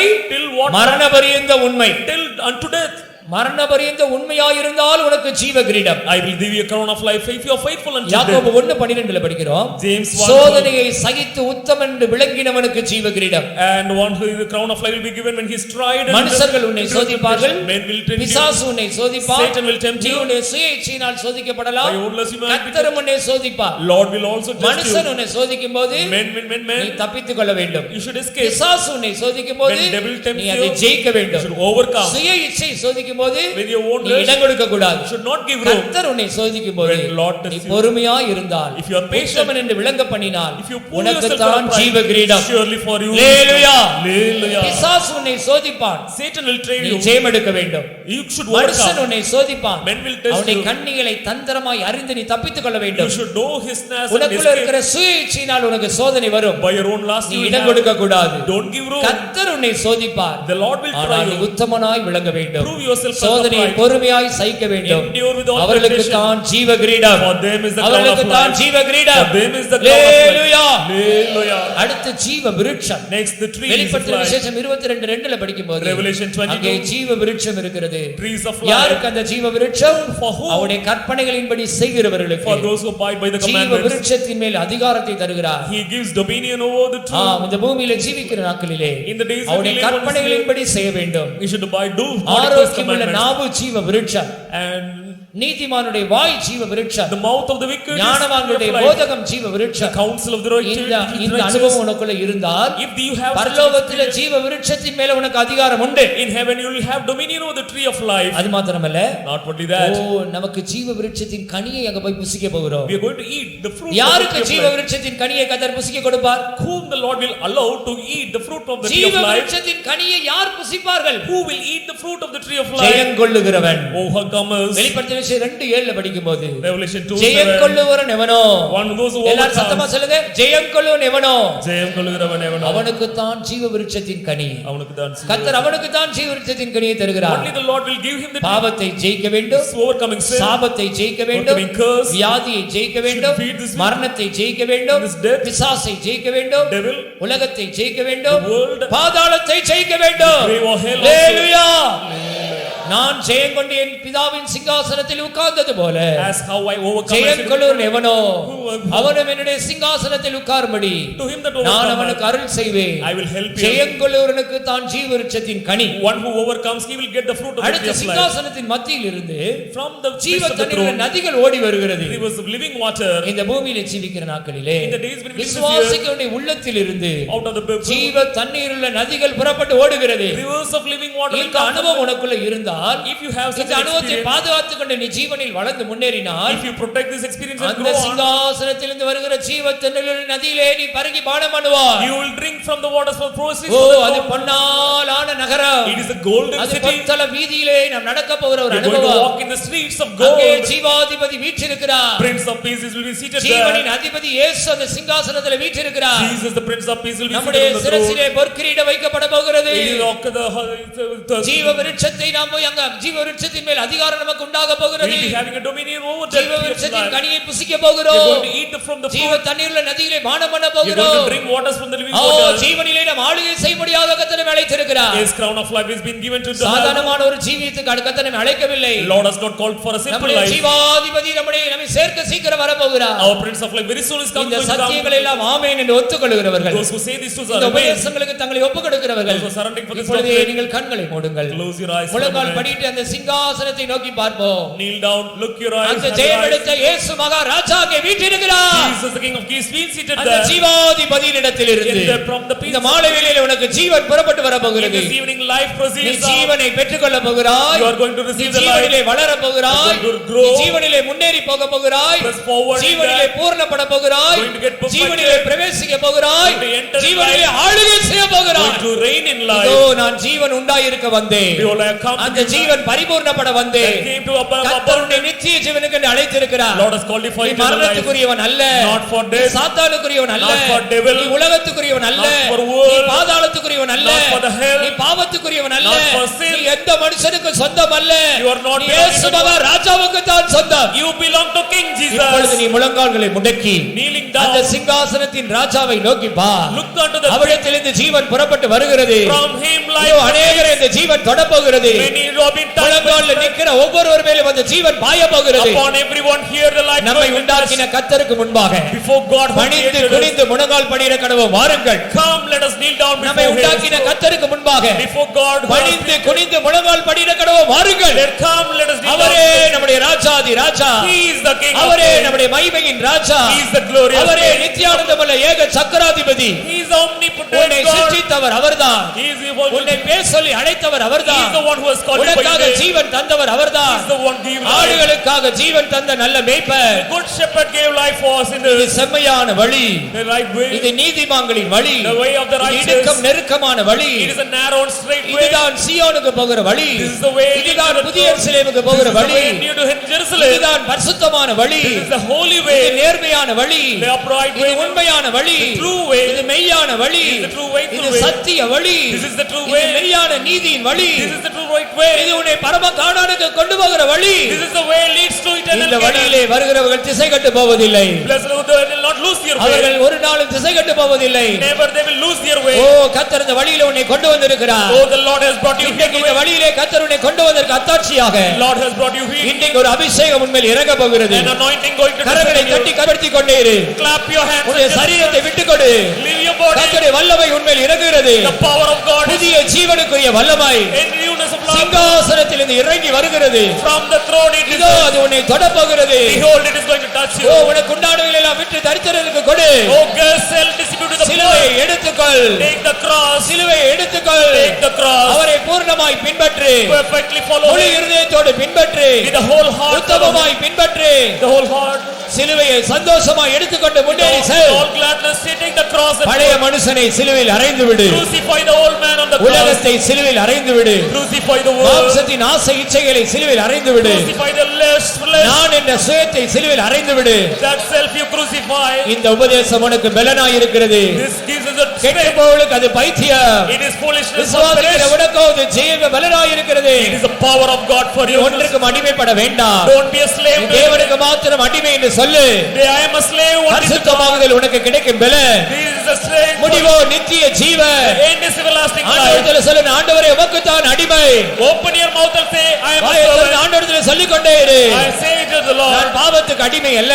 I am no more a dead வாயை slave. திறந்து சொல்லுங்கள், Open your நான் mouth. பாவத்துக்கு அடிமை அல்ல, I am not a servant of sin. அசுத்தத்துக்கு அடிமை அல்ல, I am not a sin. அக்கிரமத்துக்கு அடிமை அல்ல, I am not a sin. உலகத்தின் வழிபாடுகளுக்கு அடிமை அல்ல, For the rudiments of this world. மதுபானத்துக்கு அடிமை அல்ல, For this world. பலவித இச்சைகளுக்கு அடிமைப்பட For மாட்டேன், diverse lusts. பலவித இன்பங்களுக்கு அடிமைப்பட மாட்டேன், Different pleasures. I will not be கேட்டுக்கு a slave. அடிமைப்பட மாட்டேன், I will not be a slave. மனுஷருக்கு அடிமைப்பட மாட்டேன், Not slave for men. மரண பயத்துக்கு நான் அடிமைப்பட மாட்டேன், Not slave for the fear of நான் death. ஒன்றுக்கும் அடிமைப்பட மாட்டேன், Never I நான் will be a ஆண்டவருக்கே slave. அடிமை. I am a servant to God. கிறிஸ்து உனக்குள்ள பிறக்கிறார். இதோ கிறிஸ்து உனக்குள்ள பிறக்கிறார். Christ liveth in you. கர்த்தர் ஒரு அபிஷேகத்தை தருகிறார். Lord gives you an உன் anointing. அடிமைத்தனத்தின் நுகம் முறிந்து போகும். And your yoke of bondage will cease. இன்னைக்கு எல்லாரும் கர்த்தர் ஜீவ ஊற்றின் அனுபவத்துக்குள்ள உங்களை கொண்டு The வருகிறார். Lord will bring you to this source of life. ஜீவ ஊற்றின் அனுபவத்துக்குள்ள கொண்டு வருகிறார். He brings you to the new fountain of கர்த்தருக்கு life. பயப்படுதல் ஜீவ ஊற்று. And to fear God is the புத்தி தன்னை உடையவர்களுக்கு ஜீவ ஊற்று. It is the fountain of O, life. உன்னுடைய பெயர் ஜீவ புத்தகத்தில் எழுதப்பட வேண்டும். Your name should be written in the உன்னுடைய book of நாமம் life. ஜீவ புத்தகத்தில் எழுதப்பட வேண்டும். Your name should be written in the book of ஜீவனுக்கு life. என்று பெயர் எழுதப்பட்டவன் One whose name is அவன் written. பரிசுத்தன் எனப்படுவான். He will be called as holy. கர்த்தர் உன்னை பரிசுத்தத்துக்கு என்று அழைத்திருக்கிறார். Lord has called us for உன் holiness. பெயர் அங்கே எழுதப்படட்டும். Your name is written ஜீவ there. கிரீடத்தை கர்த்தர் உனக்கு சூட்ட வந்திருக்கிறார். God has reserved this flip. உன்னுடைய சிரசிலே ஜீவ கிரீடத்தை சூட்ட விரும்புகிறார். He desires to praise the crown of life. மரண பரியந்த உண்மையாயிருந்தால், Till the death. மரண பரியந்த உண்மையாயிருந்தால், Be faithful till the death. சோதனையை சகித்தால், If you endure temptation. உத்தமன் என்று விளங்கினால், If you are proving this, உனக்கு ஜீவ கிரீடம் உண்டு. sure you'll be getting a crown of அவருடைய life. கற்பனைகளின்படி செய்தால், If you abide by his உனக்கு commandments, ஜீவ விருட்சத்தின் மேல் அதிகாரம், you will have an authority over the fruits, the trees ஜீவ of life. விருட்சத்தின் கனியை கர்த்தர் உனக்கு தரப்போகிறார். Lord is going to give the நீ fruits of the Jayam tree of life. கொண்டால், You will be நீ overcome. ஜெயம் கொண்டால், You will be victorious. உனக்கு Lord. ஜீவ விருட்சத்தின் கனி that the fruit of the tree of life. இன்னைக்கு கர்த்தர் அதை உனக்கு வாக்குத்தத்தம் பண்ணுகிறார். Today God is going to give you a நித்திய promise. ஜீவனை அளிப்பேன். I will give you eternal life. நித்திய ஜீவனை அளிப்பேன். I will grant you அதுதான் eternal கர்த்தர் life. உனக்கு தந்த வாக்குத்தத்தம். That's the promise God gives இதோ you. தேவனுடைய சிங்காசனத்தில் இருந்து, Behold, from the throne in the தேவனுடைய சிங்காசனத்தில் இருந்து from the throne of ஜீவ God, தண்ணீருள்ள நதி புறப்பட்டு வருகிறது. rivers of living water proceeds. இன்றைக்கு நீ விசுவாசித்தால், If you believe today, இன்றைக்கு உன்னுடைய உள்ளத்தில் அந்த ஜீவ தண்ணீருள்ள நதிகள் புறப்பட்டு ஓடும். out of your belly shall flow rivers of living அது உன்னுடைய water. வறட்சியை செழிப்பாக்கும். It will may flourish everything. அது உன்னுடைய வறட்சியை செழிப்பாக்கும். It will flourish your life. உன்னுடைய மாறாவை மதுரமாக்கும். It will make your mara sweet. உன்னுடைய துக்கத்தை சந்தோஷமாக மாற்றும். It will make your sorrow as உன்னுடைய புலம்பலை ஆனந்த களிப்பாக மாற்றும். it will make you உனக்கு வந்த தீமையை நன்மையாக மாற்றும். it will convert your evil as good.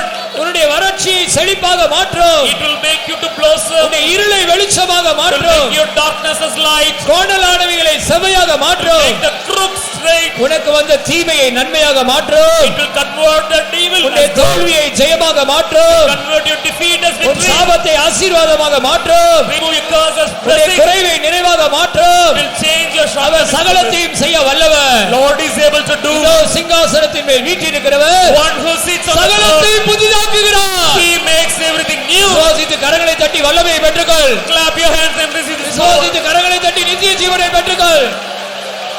நித்திய ஜீவனை பெற்றுக்கொள். Receive the eternal life. அதற்காகவே நீ அழைக்கப்பட்டாய். Receive the eternal life. எல்லாரும் கொஞ்ச நேரம் எழுப்பி நிற்போமாக. Let us all please இதோ stand கர்த்தர் up. நம்மை தொடுகிற நேரம். Please, all of you stand தயவு up. செய்து எல்லாரும் எழுப்பி நில்லுங்கள். All of you please தேவ stand up. சமூகத்திலே நாம் ஆடி பாடி சந்தோஷப்பட வேண்டிய நேரம். This is the time where you need to rejoice. எல்லாரும் கொஞ்ச நேரம் பரலோகத்திலே நாம் தரிசனத்திலே போவோமாக. Let us all go to the heaven. தயவு செய்து இந்த பூமியை மறந்து விடுங்கள். Forget please this தயவு world. செய்து எல்லாரும் இந்த பூமியில் நிற்கிறதை மறந்து விடுங்கள். All of you forget உங்களுடைய this. கால்கள் அந்த பரம கானானில் நின்று கொண்டிருக்கிறது. And you are going to see this eternal heaven. கர்த்தர் உங்களை அந்த சீயோனுக்கு புதிய எருசலேமுக்கு கொண்டு போகக்கூடிய வாக்குத்தத்தம் பண்ணி இருக்கிறார். Lord makes a promise to go இந்த and நித்திய you ஜீவனுக்குள்ள பிரவேசிக்க போகிறார். are going to enter the eternal life. ஐயோ, அங்கே உனக்கு கர்த்தர் நித்தியமான ஆசீர்வாதங்களை வைத்திருக்கிறார். Eternal blessings God has reserved there. எத்தனை பேர் பரலோக சந்தோஷத்துக்கு இடம் கொடுக்கிறீர்கள்? How many are ready to get joy? Aadi body சந்தோஷப்படுவோமாக. Let us all be joy. நம்முடைய சரீரங்களை விட்டுக் கொடுப்போம். Let us give our கரங்களை bodies. தட்டி கர்த்தரை மகிமைப்படுத்துவோம். Clap your hands and just சிங்காசனத்தில் இருந்து from the throne ஒரு புதிய ஜீவன் a new life. இன்னைக்கு உனக்காக புறப்பட்டு வருகிறது. It proceeds there அது from உன்னை heaven. புது சிருஷ்டியாய் மாற்றுகிறது. It makes you living new. பழையவைகள் எல்லாம் ஒழிந்து போயின, All things are past. எல்லாம் புதிதாயின. All are new. சிங்காசனத்தின் மேல் வீற்றிருக்கிறவர் One who sits இதோ சகலத்தை புதிதாக்குகிறார். He makes everything new. இனி நீ பழைய மனுஷன் அல்ல, No more you are old நீ man. பரலோகத்துக்கு சொந்தக்காரன். You are a belong to the heaven. உன்னுடைய சிரசிலே ஜீவ கிரீடம் வைக்கப்படுகிறது. For a crown of life is there for அந்த you. ஜீவ புத்தகத்திலே In the book of உன் life, பேர் இன்றைக்கு எழுதப்படுகிறது. your name is being written நீ there. அங்கே போய் அதை காண்பாய். You go and see there. ஜீவ விருட்சத்தின் கனியை புசிக்க போகிறாய். You are going to eat the fruit of the tree அந்த of ஜீவ life. தண்ணீருள்ள நதியிலே நீ பருகி பானம் பண்ண போகிறாய். You are going to drink water from the அந்த rivers of living பொற்தல water. வீதியிலே, In the golden அந்த street. பொற்தல வீதியிலே In the golden அவரோடு street. கைகோத்தி நடனமாட போகிறாய். We are going to join hands கோடா கோடி வருஷம் for crores and யுக யுகமாய் or ever and அந்த ever. நித்திய ஜீவனிலே ஆளுகை செய்ய போகிறாய். You are going to reign in the eternal எத்தனை life. பேர் விசுவாசிக்கிறீர்கள்? How many of you believe? கைகளை தட்டி மகிமைப்படுத்திக் கொண்டிருங்கள். Clap your hands and glorify கர்த்தர் God. ஜீவனின் வல்லமையை தந்து கொண்டிருக்கிறார். The power of the life has come. ஒரு புதிய ஜீவனின் அபிஷேகம் இறங்கி கொண்டிருக்கிறது. New anointing of life is descending. பட்டணத்து வீதி எல்லாம் சுத்த பொன்னாமே, பட்டணத்து வீதியெல்லாம் சுத்த பொன்னாமே, அங்கே ஆடுவோரும் ஆடுவோரும் தொடா கோடி, அங்கே ஆடுவோரும் ஆடுவோரும் நேசர் மார்பிலே சாந்தரிகள் வாடி பாடுங்கள். பட்டணத்து வீதியெல்லாம் சுத்த பொன்னாமே, பட்டணத்து வீதியெல்லாம் சுத்த பொன்னாமே, அங்கே ஆடுவோரும் ஆடுவோரும் தொடா கோடி, அங்கே ஆடுவோரும் ஆடுவோரும் தொடா கோடியே. பட்டணத்து வீதியெல்லாம் சுத்த பொன்னாமே, பட்டணத்து வீதியெல்லாம் சுத்த பொன்னாமே, அங்கே ஆடுவோரும் ஆடுவோரும் தொடா கோடியே, அங்கே ஆடுவோரும் ஆடுவோரும் தொடா கோடியே. பட்டணத்து வீதியெல்லாம் சுத்த பொன்னாமே, பட்டணத்து வீதியெல்லாம் சுத்த பொன்னாமே, அங்கே ஆடுவோரும் ஆடுவோரும் தொடா கோடியே, அங்கே ஆடுவோரும் ஆடுவோரும் தொடா கோடியே. பட்டணத்து வீதியெல்லாம் சுத்த பொன்னாமே, பாடி மகிழ்வோமாக. பட்டணத்து வீதியெல்லாம் சுத்த கர்த்தருக்கு மகிழ்ந்து பொன்னாமே, கலிகூறுவோமாக. அங்கே ஆடுவோரும் ஆடுவோரும் நித்திய ஜீவனிலே ஆளுகை செய்கிறார்.